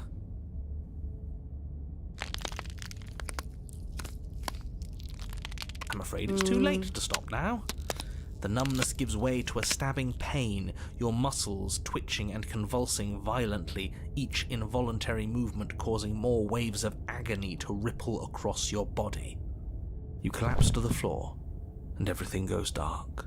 I try not to feel too guilty about the routes where we have to hurt her, especially since the shifting mound itself has stated time and time again that she does not really care what has to happen in order for vessels to come to her. It is the culmination of those vessels coming to her that matters more than what we have to do. And no matter what, she will always love us. Come on, you. You've got to get up. I know everything feels heavy right now, but we still have to get out of here. Your eyes flick back open as you get your bearings, your vision swimming as... So this is what it's like to be you, huh? Disembodied voice narrating your every move? So, it doesn't work like that for you? Clearly it doesn't, or she wouldn't have commented on it. All these shards of broken glass on the floor, are they also supposed to be you? Hey, I'm not a shard of broken glass, It's okay. You can finish your thought. I'm a voice? I'm me is what I am. She's so Who sweet. cares what we are? We exist. That's all that matters. You don't have to fight. We'll all be out of here soon. She's so No, sweet. it matters. What we are matters. If I'm a shard of broken glass, then that raises some questions about certain other voices in here too. I'm clearly the same thing you are. They're not listening to me. Do they not listen to you either? No, I'm not talking about you. I'm talking about him. You don't need to know what I am. You just need to know that I'm different from you. More important. So, you're the one who pulled the strings and made me dead. I can tell you don't belong here. You're barely even there. Like the shape of something left behind. You're more of a memory than a person. That's rude. You're kind of like me, actually. I'm just going to ignore her. You push yourself off the ground. The princess is nowhere to be seen. Obviously, she's nowhere to be seen. Because I'm in here with all of you. Everybody knows that. I'm setting the stage.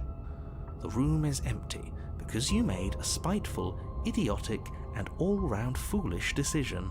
I love this route because it allows her to interact with the voices and the narrator, and she's so good. You don't have to let him get to you. You're better than that. You're starting to make things right. I'm gonna go now. I hope you have fun. I hope you have a nice day and a nice life. So do I hope for you. I hope you sleep well if you're going to sleep. If you're not, I hope the rest of your day is good. Know that I waved. This is infuriating. Just whatever you do, you can't leave this place. It's not too late to fix this.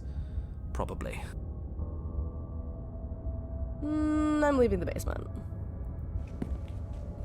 Your legs, weary with the weight of the princess's spectral form and clumsy with the cold that still pervades them, stumble towards the stairs. I'm just trying to get home. You don't have to act like it's the end of the world. But that's exactly what you leaving this place is going to be. You don't know that. I do. Wait, if she has a home to go back to, doesn't that mean that her leaving won't end the world? It doesn't mean that at all. It could mean that wherever her home is, it's outside of the world. Yeah, but it has to be somewhere, doesn't it? And if it's somewhere, then it's part of the world. I suppose it's all a matter of perspective. Where does the world end and something else begin?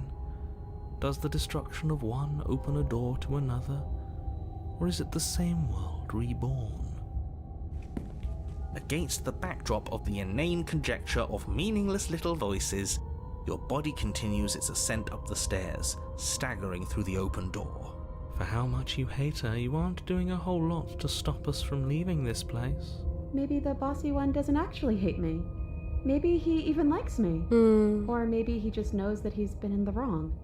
Maybe he's trying to make amends too. Not at all. I'll have you know that I do hate you, and I will continue to hate you for as long as I am able. It's just the weight of it all. It's too much for me to do anything other than describe and dictate. And whine. This body wasn't made to hold you and the princess. If you want to renege on your cataclysmically terrible decision a minute ago, well, you're the only one that can make that happen. Take the blade. You reach forward and mindlessly take the blade from the table. What do you plan to do with it? Slay the princess. Isn't that an interesting idea? I hadn't even considered it as an option. Slaying her would slay you. Are you sure you're willing to do that? Of course we're sure. The decision has already been made. All right then. Better this than ferrying her out of here. I'm sorry. After all that, you're really just going to stab me again? Hear that? She's scared. No point wasting more time. Do it. You lift the blade, then plunge it deep into your guts. Pain spreads quickly through your torso as you attempt to turn its edge up towards your heart. The princess, her spirit bound to your prison of flesh as she had once been bound to the basement's prison of stone, cries out in agony. Hope your work as you is slice fast. through organ and muscle. I don't want to die in you. I thought you finally understood me, but instead you just wanted to hurt me again. Your skin roils and bucks as she violently pushes against it from the inside. Bits of her seep through, white and glowing with ethereal light, but still the walls of your prison hold. I'm sorry, my love. If only I could drag you with me and make you understand. But that's not the way things get to go for me, is it? It would certainly be interesting. Though being dead does sound dull. And you are about to be dead. Again. Get away from me, you cold little freak. You feel a dull tear. Oh, take on a spirit and destroy it from the only way you know. Yay!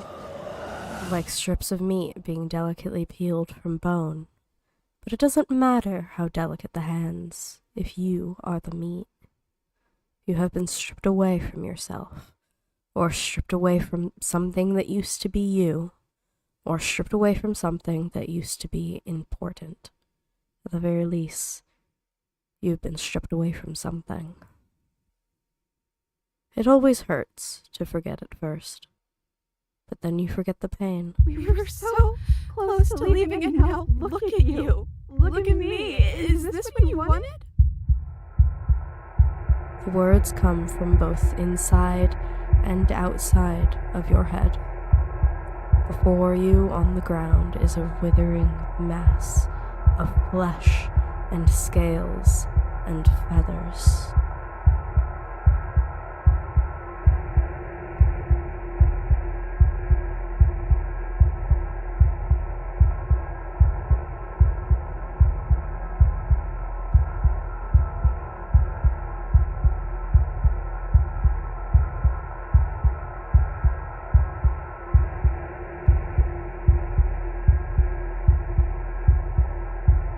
Say nothing. Say nothing? That's you, isn't it? So you left with me. I'm not alone. And it sounds like it's just the two of us now. I hope that means things are going to be better, even if we're still stuck. Maybe everything that was bad between us just came from them. I hope. Because I really wouldn't like to be stabbed a third time. Gurgling liquid bubbles up from your open pockets in the disintegrating mass in front of you. It is trying to speak, but it no longer has the tissue that speech requires. Wait. If we need to leave together to get out, this could still count. We have to try before your, body stops being alive.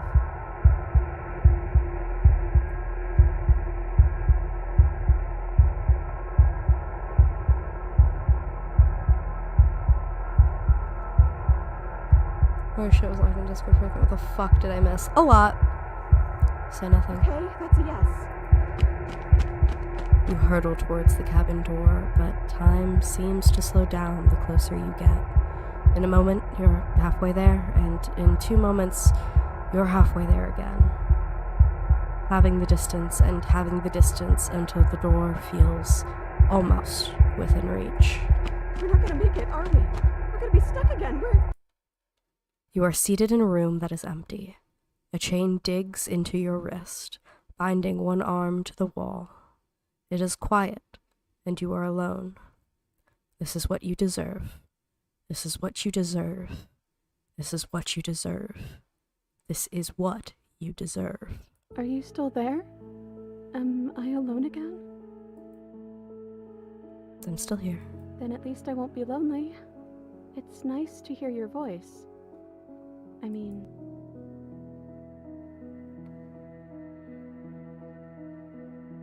Sorry I stabbed us. That's okay. I'm sure you had your reasons. I don't think it's good to hold on to the past like that anyways. It's better if we choose to move forward together. You're not mad at me, are you? I don't know why you did what you did, but it's hard to be mad when you're just as stuck as I am.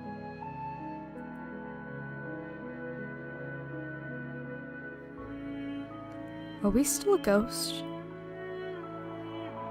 Your gaze turns to your hands. Solid, then translucent, then solid again. Maybe? It's like sometimes we are and sometimes we aren't. Like we're something in between ghost and not ghost.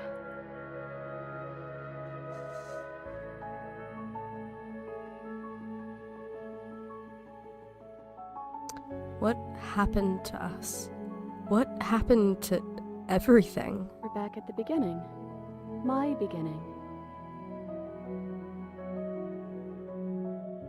This is what happened to me last time.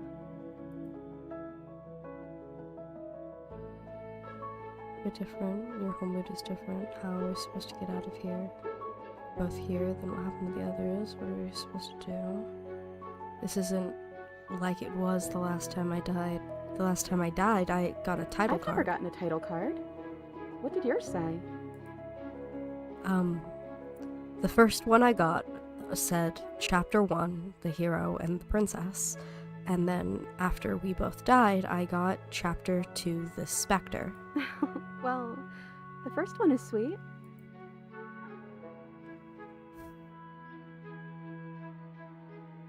I'm sorry. This is our third time here, right? So that would make this Chapter 3. Chapter 3, The Princess and the Dragon.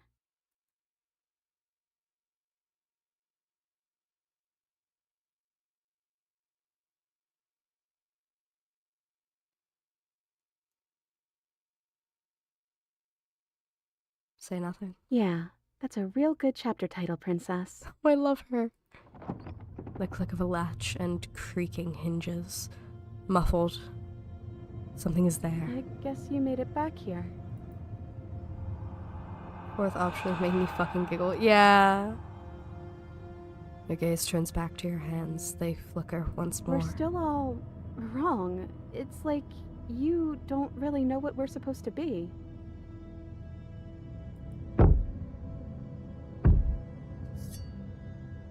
Thump on the floorboards above. And then another. A scraping of metal against a surface. The flickering in your body stops. You are solid. I know that sound. That's the knife. I guess it's hard to do anything without it. Creaking hinges once more, but this time clear. Closer. Say nothing. Silence. Silence.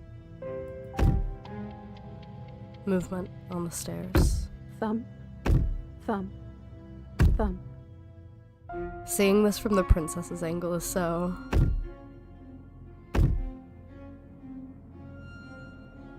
Yeah, so that's us. That's the big ol' hero. And then a figure emerges, shrouded in a feathered darkness. Aw, you would? The world trailing behind it, its shining blade gleaming against the wooden walls. It stares at you with wild, hollow eyes.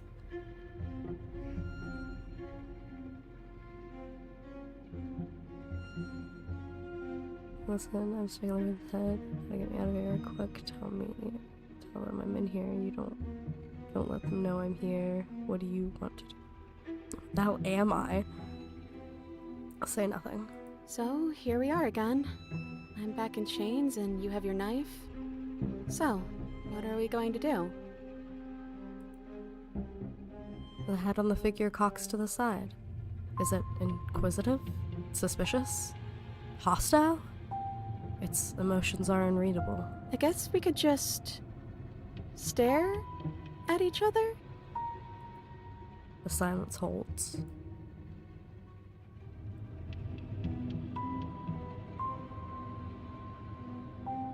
Am I arguing with myself in there?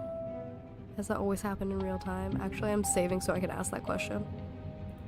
Because I'm supposed to say nothing. Is that why you're always quietly staring? I can't hear what's going on in there anymore now that I'm back in my own body. Do you want to share your thoughts? It'd only be polite, really. Oh, you would like to hear what we're thinking, wouldn't you?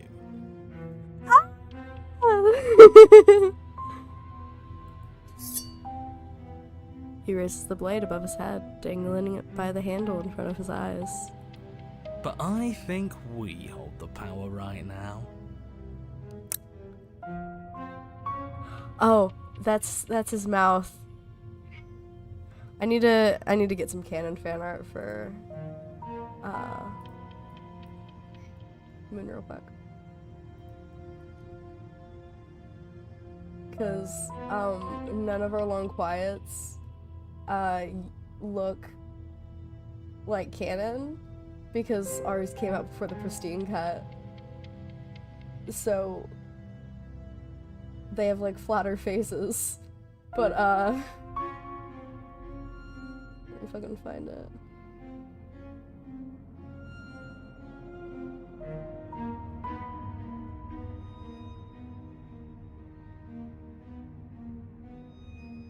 That's kind of close. You're just bullshit, guys.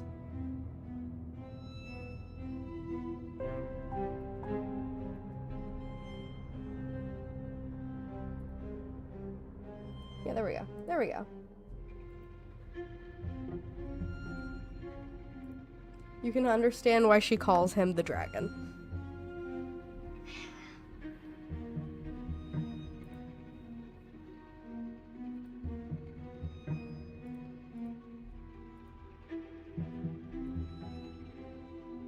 Chet is covering the mouth. Move it. I will.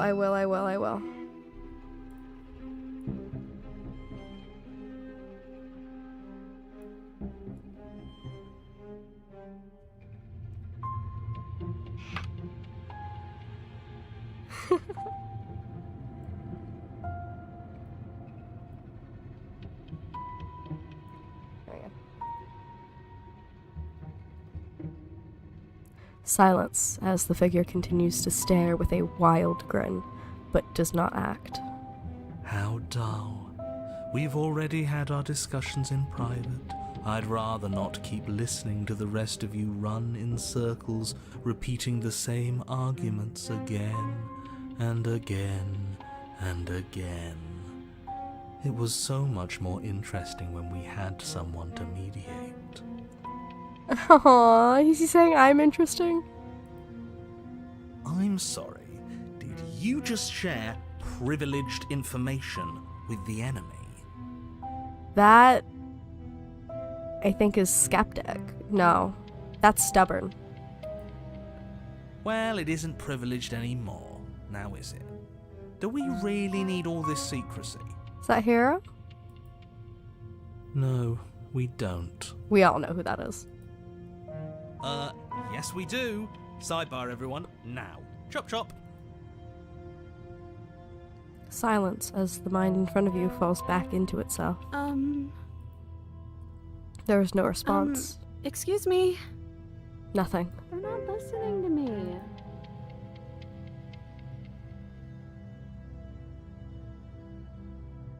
Right? How rude. Exactly. And you know what? I'm not gonna let them push us around like this. Hello? Silence. I'm trying to say something. Silence again. Hey, I said I'm talking now. Will you listen to me? So you are, and very loudly. Do you have something to say? Oops. I mean, yeah. I already know about all that privileged information because he's in here with me. Oh, how very interesting. Yeah, that changes things. Oopsie! Wow.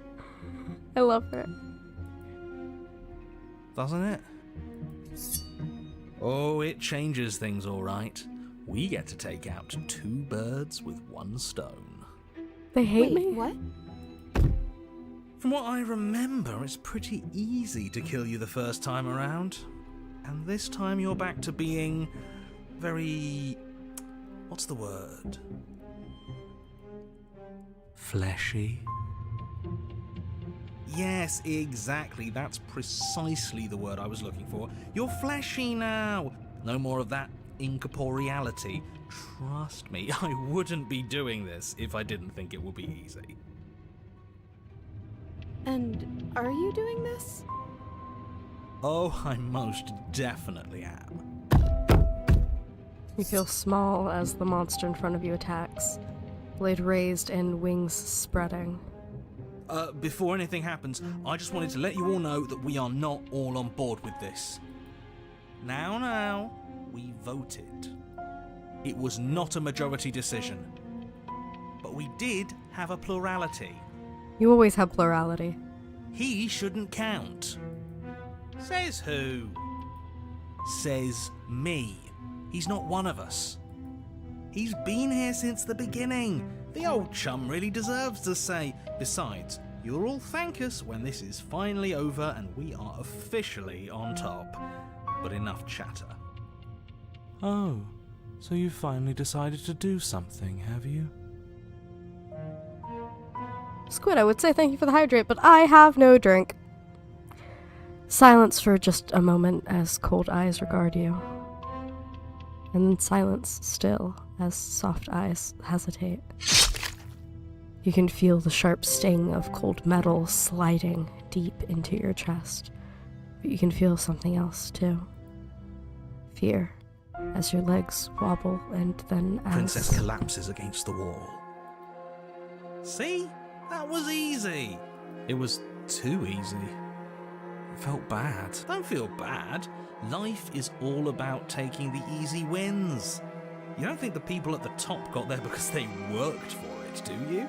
I mean, of course they did. Hard work is important. Yeah, hard work often goes unappreciated. Why bother? Yeah, screw hard work. I was I guarantee opportunist. you that anyone who's anyone has done nothing but take shortcuts. Am I supposed to find that impressive? Of course you are. I got us here, didn't I? Yes, everyone's very impressed with your accomplishments. But in case you hadn't noticed, she isn't dead yet. So how about you finish this before you start celebrating yourself? What are you waiting for? You won, didn't you? Not that it's hard executing a helpless captive.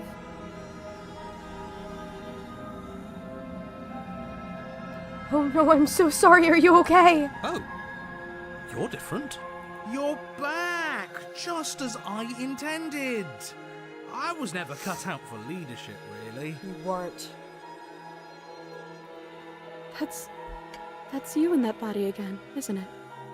I thought it felt a little empty in here. I'm hurt, but I'll live, if you'll let me.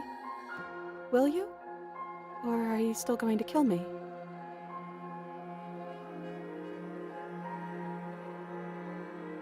I'm obviously not going to kill you. Then the only thing left to do is cut me out of here. You should give the knife to me, though. What if you using it kicks you out of your body again?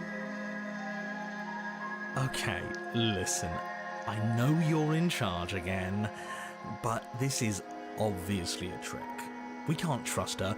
We literally just stabbed her. You! Someone's gonna have to take a leap of faith eventually. Give her the blade.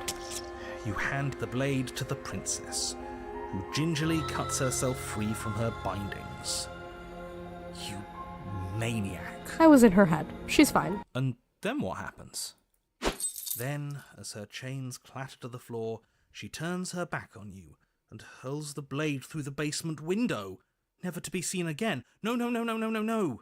You need the blade to deal with her. We are literally a giant dragon monster. I don't know if we need a blade, but like also, sure. I'm so glad that's behind us. Come on, let's get out of here. She reaches forward and takes your hand in hers before excitedly pulling you towards the basement stairs. Yeah? And what does it feel like? Is it nice? Why do you want to know? You can tell a lot of things about someone from their handshake.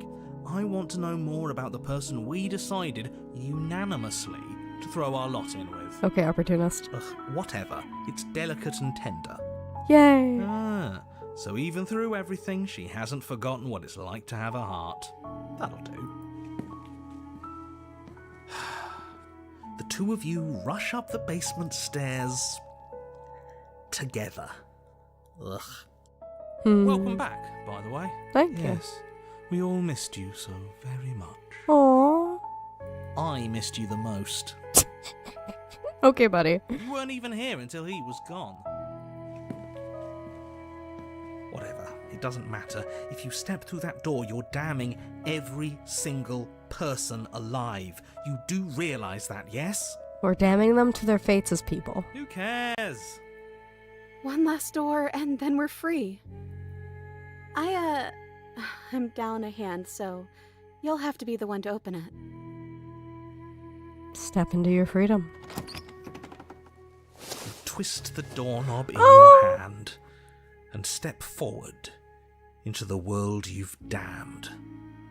You and the princess fall to the ground, exhausted. I hope this all comes back to bite you, do you hear? I hope you're forced to feel the weight of all the regret there's ever been. But he doesn't finish his thought before disappearing entirely, and you find yourself free of any of the regrets he wished upon you. I didn't think I'd ever get to be happy, but I think I am. I just didn't realize that being happy would feel so cold.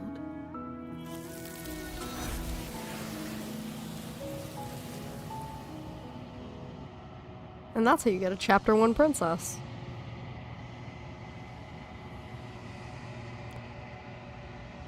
Always those goddamn grippers. Your peace does not last, nor can it ever. It's time to leave.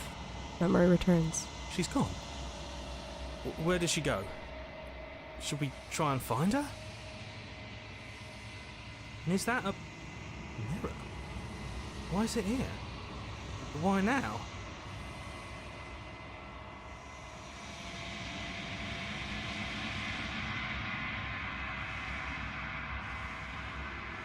It's going to be okay, just trust me. But it feels so bad.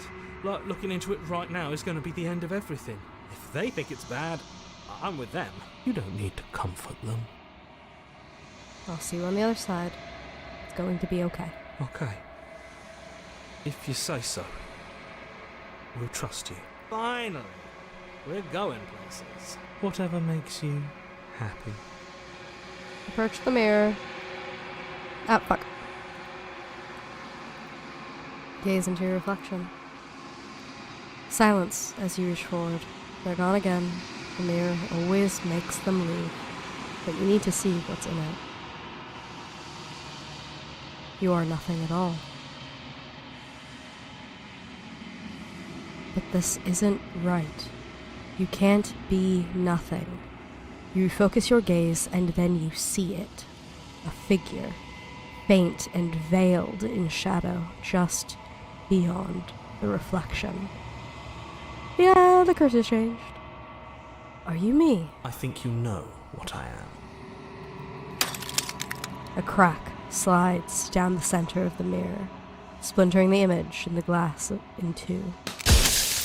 And then another crack forms, and another, turning the mirror into jagged shards of broken glass.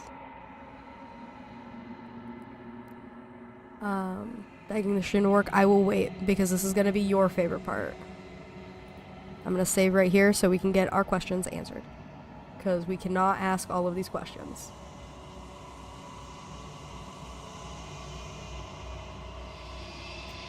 So, you're the narrator. I was wondering if I would ever get to see you. The narrator, yes. I suppose that's my job, isn't it? You needed help after all, an objective voice to guide your blade. But you were never supposed to see me. I wonder how many worlds you've damned to extinction to fall this far.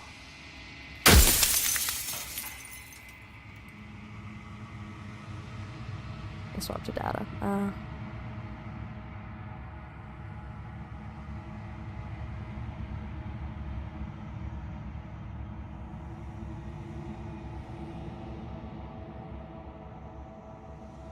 I've met you many times. Have you been the same all along? I haven't, and that's by both necessity and design. This construct you're in exists in many places at once. Anytime you failed, anytime you thought yourself dead, it would restart and shunt both your consciousness and hers into another world. But you'll be awake soon, and then it won't be able to work like that anymore. Do you have anything to say for yourself, for all of this hubris? I do. People out there are real. No matter what you do to them, no matter what you enable, I want you to remember that.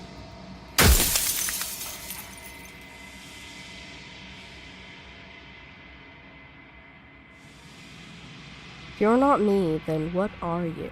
I am an echo, likely one of many. Somebody made you after all, and I'm what's left of him. Not that I'm the only one who can make that claim. I'm sure you've met many others like me.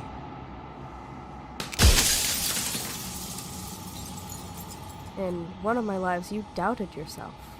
You thought that all of this was wrong. Oh, did I? That means nothing in the grand scheme of things. This construct you're in contains every possible world at once. The fact that you managed to find one reality among trillions where I was delusional proves nothing. Or the only one where you weren't delusional.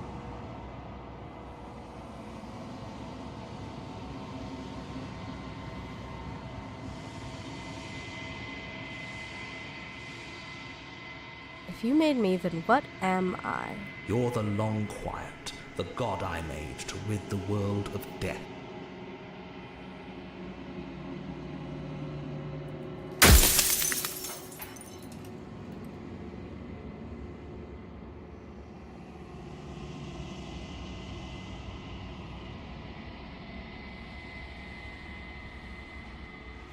Are you a god, or were you a god? No.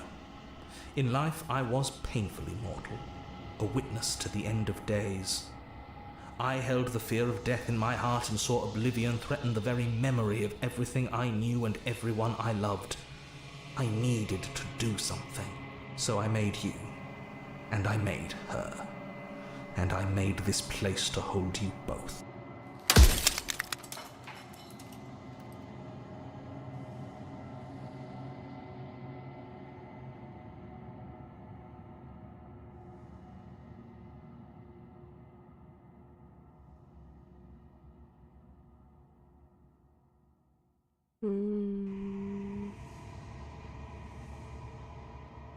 What is the princess? Did you make her too? She is the shifting mound, the ebb and flow, the capacity to change. She is transformation, or most of it. Her nature is why I had to die, for she becomes that which others perceive her to be. But an echo can't perceive things, not in the way that people can, so I tucked a part of myself into the folds of this construct to guide you. This isn't the end just yet. You can still destroy her and save everyone. You were made to do this single task, and you will still have a chance to fulfill your purpose once I'm gone.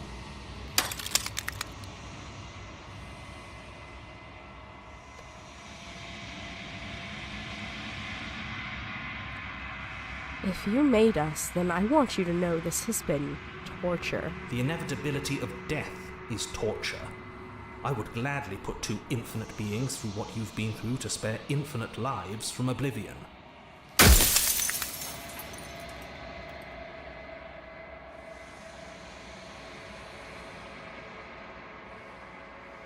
Do you know that things won't just be worse if I destroy her? Of course they won't be worse. I saw a glimpse of a better world, and I did what I could to make it real. Anything is better than oblivion. In the end, nobody wants to leave.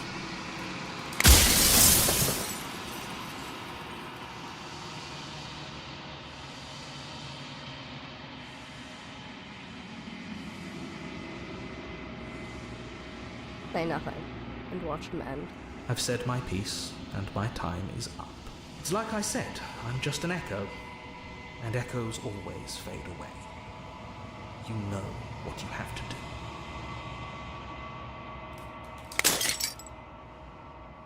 As the final fragment of glass shatters, you see yourself with newfound clarity. The narrator was right. You are the Long Quiet, a vast and nascent god, and it is finally time for you to wake up. All of this is you. Proceed to the cabin one last time.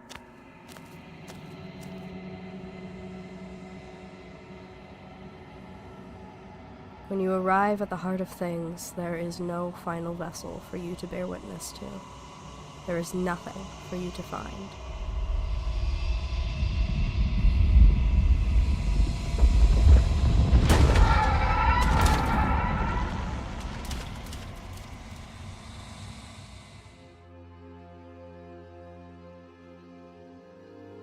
I can finally see you, and you can finally see me. There she is, mine wife. It's been so long, and my heart has ached for this moment. I've missed you dearly. I've missed you too. She unfurls an endless cascade of smiles in response, and then patiently waits for you to continue. Do you know about the echo? Did you hear our conversation? Every word you spoke found its way to me. I know him, and I know his construct. He was deluded by his fear of death. Pay him no mind. I am the one quiet, but I don't really know what that means. Names are their attempts to capture that which cannot be captured. They call me the Shifting Mound, a pale imitation of what I actually am. What happens now? Ever the passive player, always reacting and never acting. But it's woven into your nature, isn't it? When the echo spun us from one into two, he gave you a choice and me a role to play. I am not death, but I contain it in my multitudes. So, will you attempt to destroy me and bring about a world devoid of death and the possibility of meaning? Or will you open the final doors to our liberation? I think we all know what I'm gonna do. There's so many stories we've left unfinished. Can we really just leave? Even as your eyes begin to open, you still hold on to the notions of is and is not, of beginning and end, pitch black islands in the blinding light of the infinite.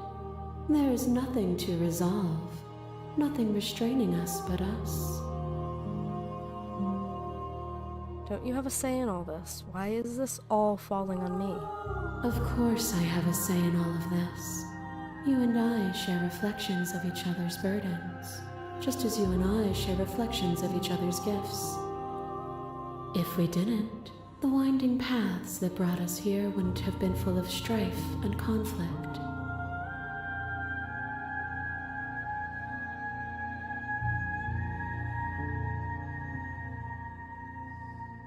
If we were always going to become this, then what was the point of me doing anything? Did it even matter what roads I walked if all of them would have led to this moment? If you're saying that, it's because you don't yet understand. But we cannot use words alone to grasp at things that words cannot express. And you cannot rationalize with logic that which defies it. Violence and passion are dances that both of us know well. If this is what it takes to enlighten you, then so be it. What once was one, then was two, and then was one again.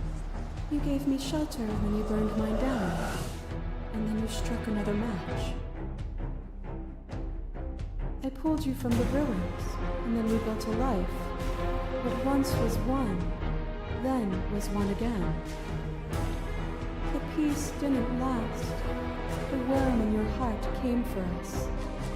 It took you from me, but you took me with you, and together we both left. What once was one, then was two, and also one again. You and I are bound together. To rid yourself of me would be to leave yourself forever incomplete.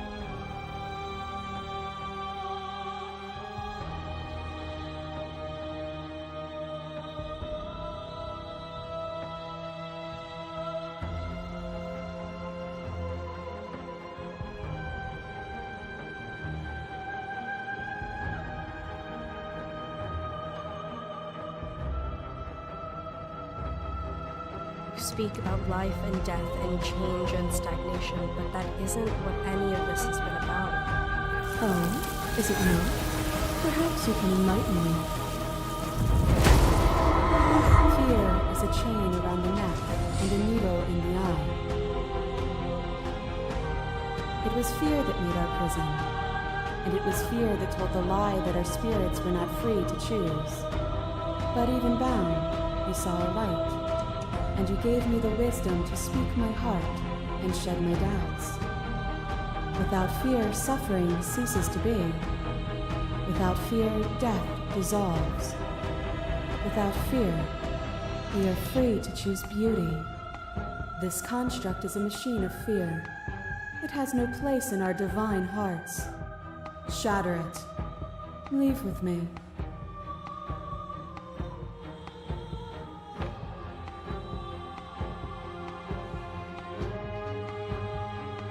This has always just been about us. Two people forced to hurt each other again and again and again, but we don't have to hurt each other anymore. You cling to your emotions, pain and suffering. There is beauty in ugliness, and love in conflict.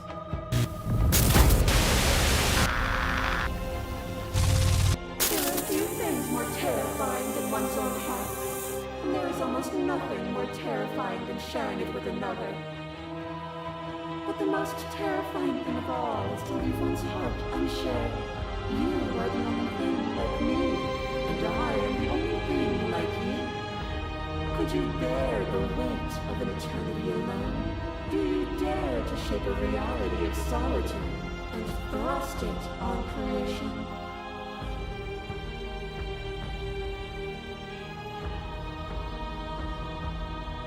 There can be love and conflict and beauty and ugliness between us without bringing the whole of reality into the picture. We are the whole of reality. The sensation of bleeding and sweating and breaking and mending and dying and living comes back in vivid color.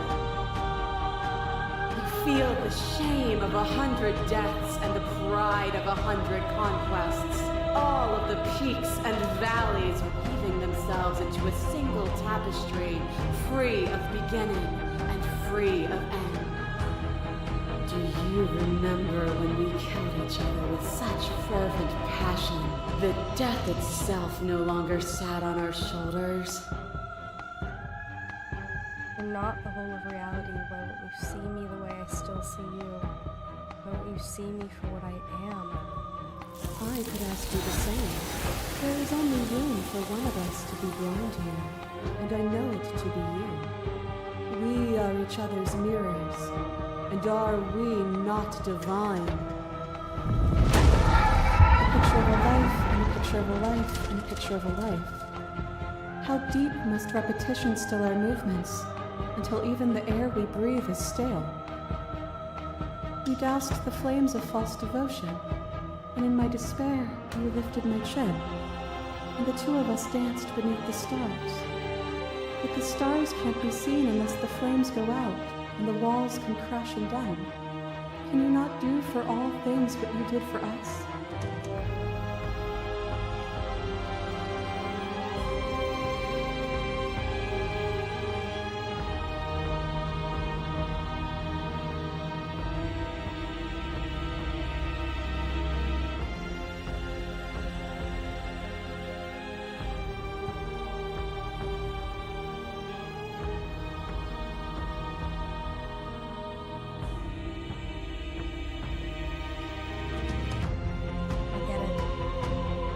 There's no need for us to keep fighting. I'll leave with you. I just don't know how. Nothing brings me greater joy than to hear those words. The final peace lies with you. For yourself.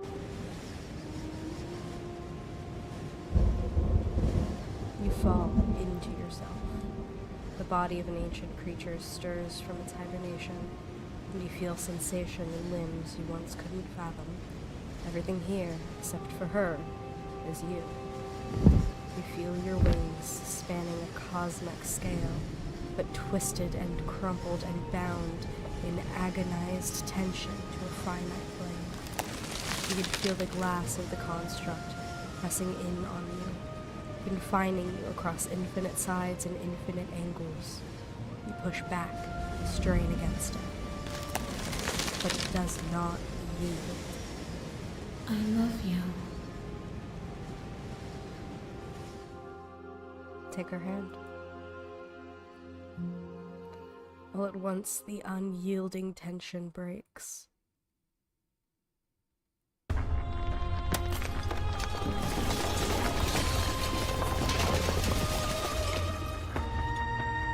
You are free, and she is with you. It's magnificent.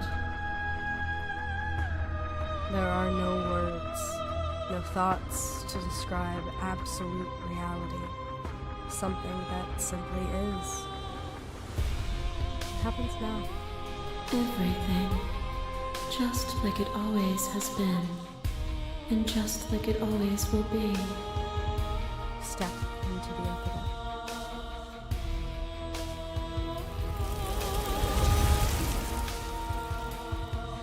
You and she step forward into 1,000 dawns and 1,000 sunsets, each of which contains 1,000 more.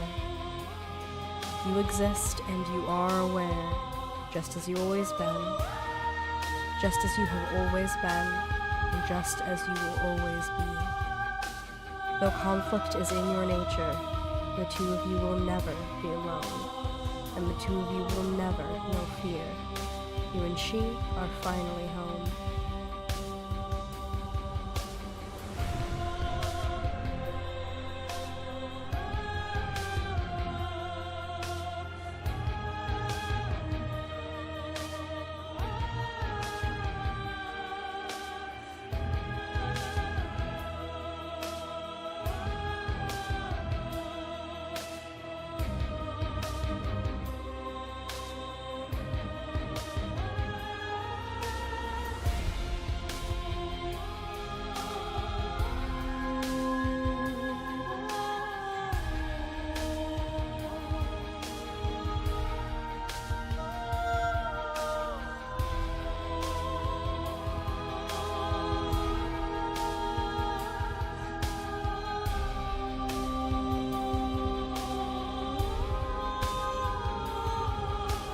Thank you so much for playing.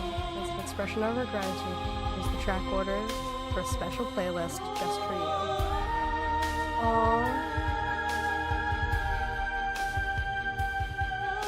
Oh, based off of, okay.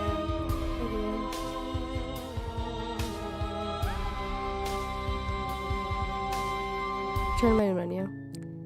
Now to do it 50 more times? Yeah. I know, right? Let's look at our memories. Yeah, we have 1, 2, 3, 4, 5, 6, 7, 8, 9, 10, 11, 12, 13. We have 13 more vessels to get. And 1, 2, 3, 4, 5, 6, 7, 8, 9. And we can only get 8 each time. So, gonna have to do this 2 more times in order to get all of it. Not that I'm upset about that. I do 2 more, yeah. Not in this. This doesn't have to be so big. You can come back down to my level. You can come back to me. Why would I stoop to your level when I'm offering you ascension to mine? It's so peaceful here. Beautiful. Eternal. But ever-changing. As the clash between you abates, the princess withdraws, trembling. You are unmovable. Is it by the design of our conflict that I cannot win? Or are you just that fervent in how you cling to delusion? Nothing is immutable. Everything that is exists only in relation to everything it isn't. There is no constant. There is no center. Open your eyes and accept what we are. We can leave this prison together.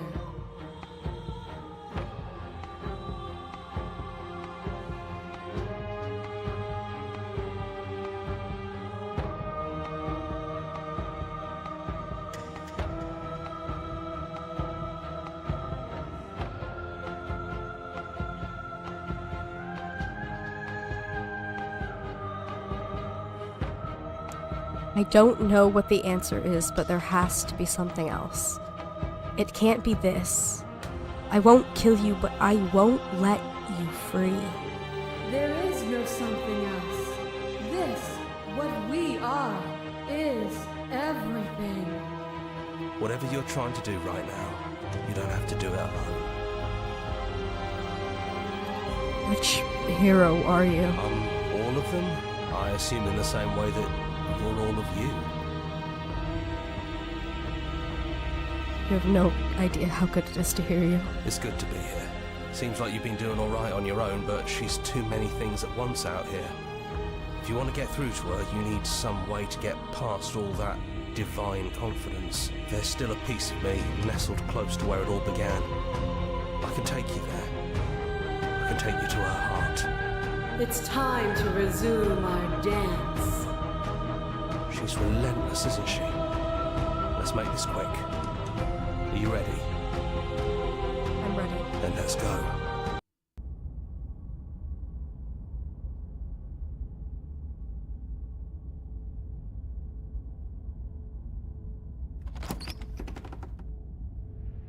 And here we are. I'd say we were back where it all started, but I guess it's a little after that, isn't it? Shifting mound is all outside. Do you need me to describe things?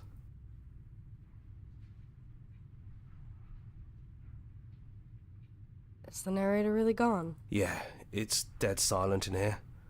Whatever it was that was left of him, I don't think it could handle you waking up to godhood. Pretty sure he got obliterated. If offer still stands, could you describe the cabin to me? For old time's sake. Yeah, of course. The interior of the cabin is, well, it's a cabin, yeah? There isn't much here, just a table and a knife and a door. And some windows. There's no mirror, either. I think you broke it. And I know you're still trying to find some middle ground, but if things go south, we're going to need that blade.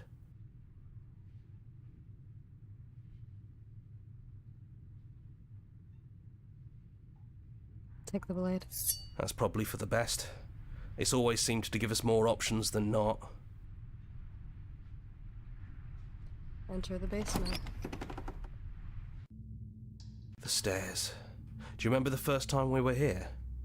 The first time we heard her voice? I don't know what you want for us. She sounded just like that. Timid and gentle. Only she didn't know us. Continue. And down we go. We shouldn't keep her waiting. What's that knife for? Have you changed your mind? Are you going to kill me? What if we just talk for a bit? Maybe we can figure this out. Meow. Meow. Just sit with her. I don't want to be a god. I don't think I want that either. Are you the same as you are out there? I don't feel the same. I feel smaller. I don't want to hurt anyone. There has to be a way out of this. I don't think there's a way out, but maybe there doesn't have to be an ending. I'm able to do the things you believe me to be able to do. So make me put it all back. Help me fix the Echo's construct and make us both forget.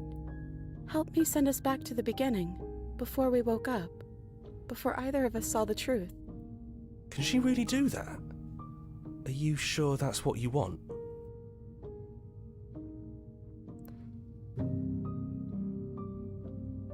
I don't want to forget you. I don't want to forget you either. But unless we do this, you'll have to choose, right now, between me and everyone else. Would resetting it do anything to help them? The people out there? If you continue to exist, then don't they continue to die and suffer?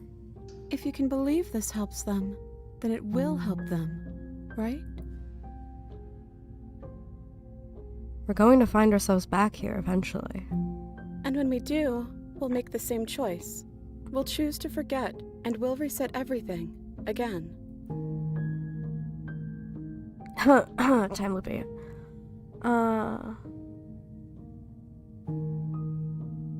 We're talking about this right now. How do we know we haven't done this before? Maybe we have done all of this before. Maybe we're supposed to do this forever.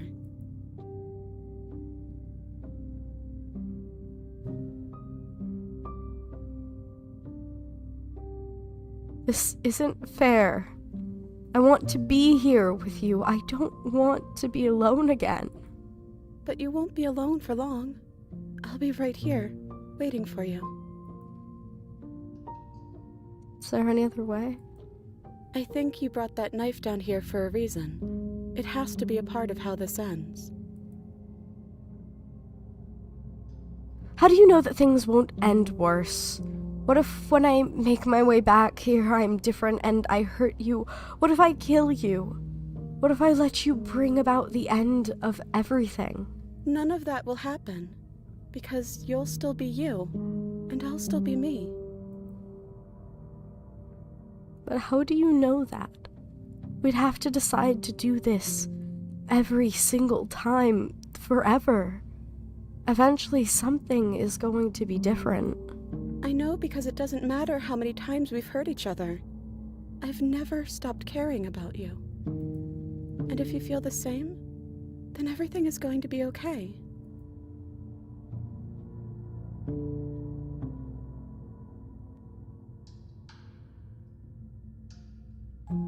Okay, then let's do it. I believe in us. Okay, if this is your choice, then we're doing it. I guess I'll see you on the other side. She takes the blade from our hand. She raises her gentle eyes to ours, a fondness in her gaze. I love you. Everything is going to be okay. I love you too.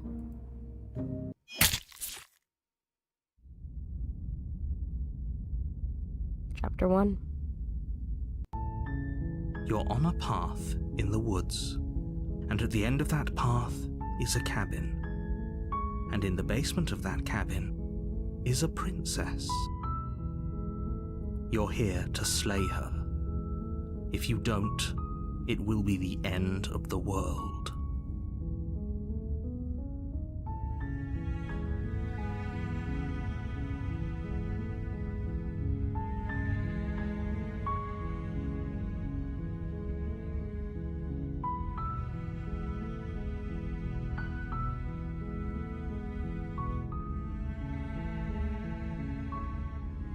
And that's another ending.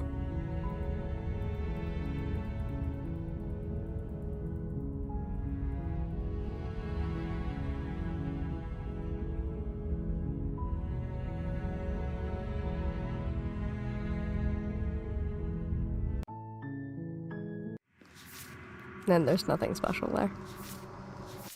Is it? Oh.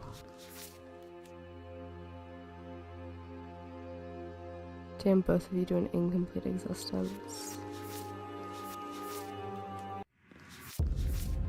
Ah ha ha ha ha ha ha ha ha ha ha ha. Return to your beginning and slay her once and for all. Leave with her at the end of everything.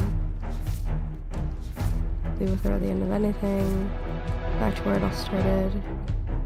You always were a bit of a contrarian, weren't you? There's so many endings to get. There's so many different things to get. Like, please know we have not seen the majority of this game. We haven't seen even anything there is to have. We've seen a small snippet of everything. Except Moment of Clarity. We've seen all there is to see at Moment of Clarity. There's still some with the damsel. Because we only went there with one voice, and there's another voice we could have gone there with. A lot with the cage, because there's another voice we could have gone there with. Another voice we could have gone there with. And also we could have locked ourselves out in there with her. So much we could have done here. Yeah, there's a lot. There's a lot.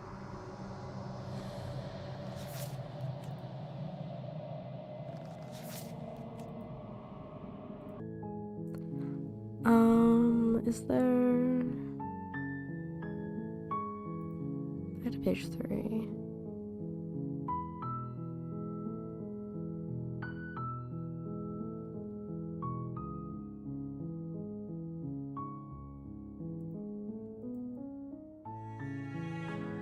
I was doing shit over here. These are little spoilers. These are little spoilers for you guys because we haven't done this route. But I think that's gonna be it for this stream at least. Because otherwise I'm gonna have to do another 8 vessel route. But we will come back to this game at some point, at a later date. Maybe next Saturday. Maybe tomorrow. I don't know. I'm not actually doing anything tomorrow. 6 more hours! No, it is 1 a.m. I should sleep at some point. But, yeah, I may play it again tomorrow, because I don't really have anything in store. And then, you know, Skyrim Monday. But, with that all being said, play League tomorrow until I'm off, so half joke. I can. Oh my god! Oh my god! Oh my god! The main menu freaked out. Don't spoil things. We haven't even gotten the stranger.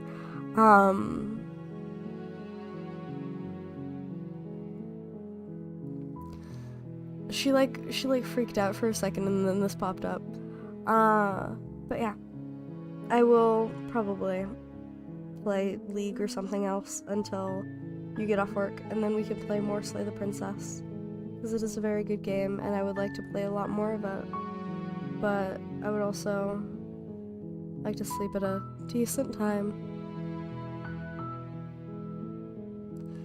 I knew there was keep it on this fucking main menu. It's doing shit. It's got a mind of its own. But we've gotten a lot of secrets. Finally. So yeah, both of us are gods, and we used to be one whole god, and the narrator, who was just a silly mortal who was afraid of death and most likely had people in his life pass before he did and was scared about it and didn't like it, decided that he wanted to thwart death.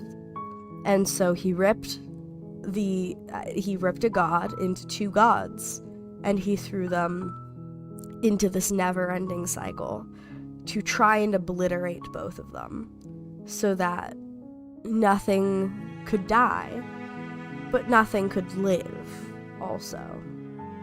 So my narrator has always been an op. Me and my obsession with men who are afraid to die, of course. But in doing so, he leaves everyone in a blissful oblivion of nothingness. And it's boring, and he keeps trying to say it's happy, but I don't think anyone would actually be happy there. Very Sisyphean of him, if I do say so myself. But of course, I love this game. I love this game so much. I love the princess. I love the princess so much. She's so good. Long Quiet is a really good main character. I think all of this is really good. We'll play more tomorrow. But until then, do I have anyone to raid you guys off to? Or we just cold ending? Yeah, none of my friends are left. I'm just cold ending the night. Yeah. I love your faces. I will see you technically later today, because it is Sunday. Yeah, that's what that did. That's what it did. That's what it did! It's really cool. Yeah. Love your faces. Take your meds, drink water, eat food, all that good jazz. She isn't so normal. I have plans for what we're gonna do for our next round, because, there are some things that change if you get certain vessels first, and if you get certain vessels in certain orders. We're gonna try to do it that way, just to see what happens. It's gonna be fun. It's gonna be a grand old time. Yeah, I'll see ya.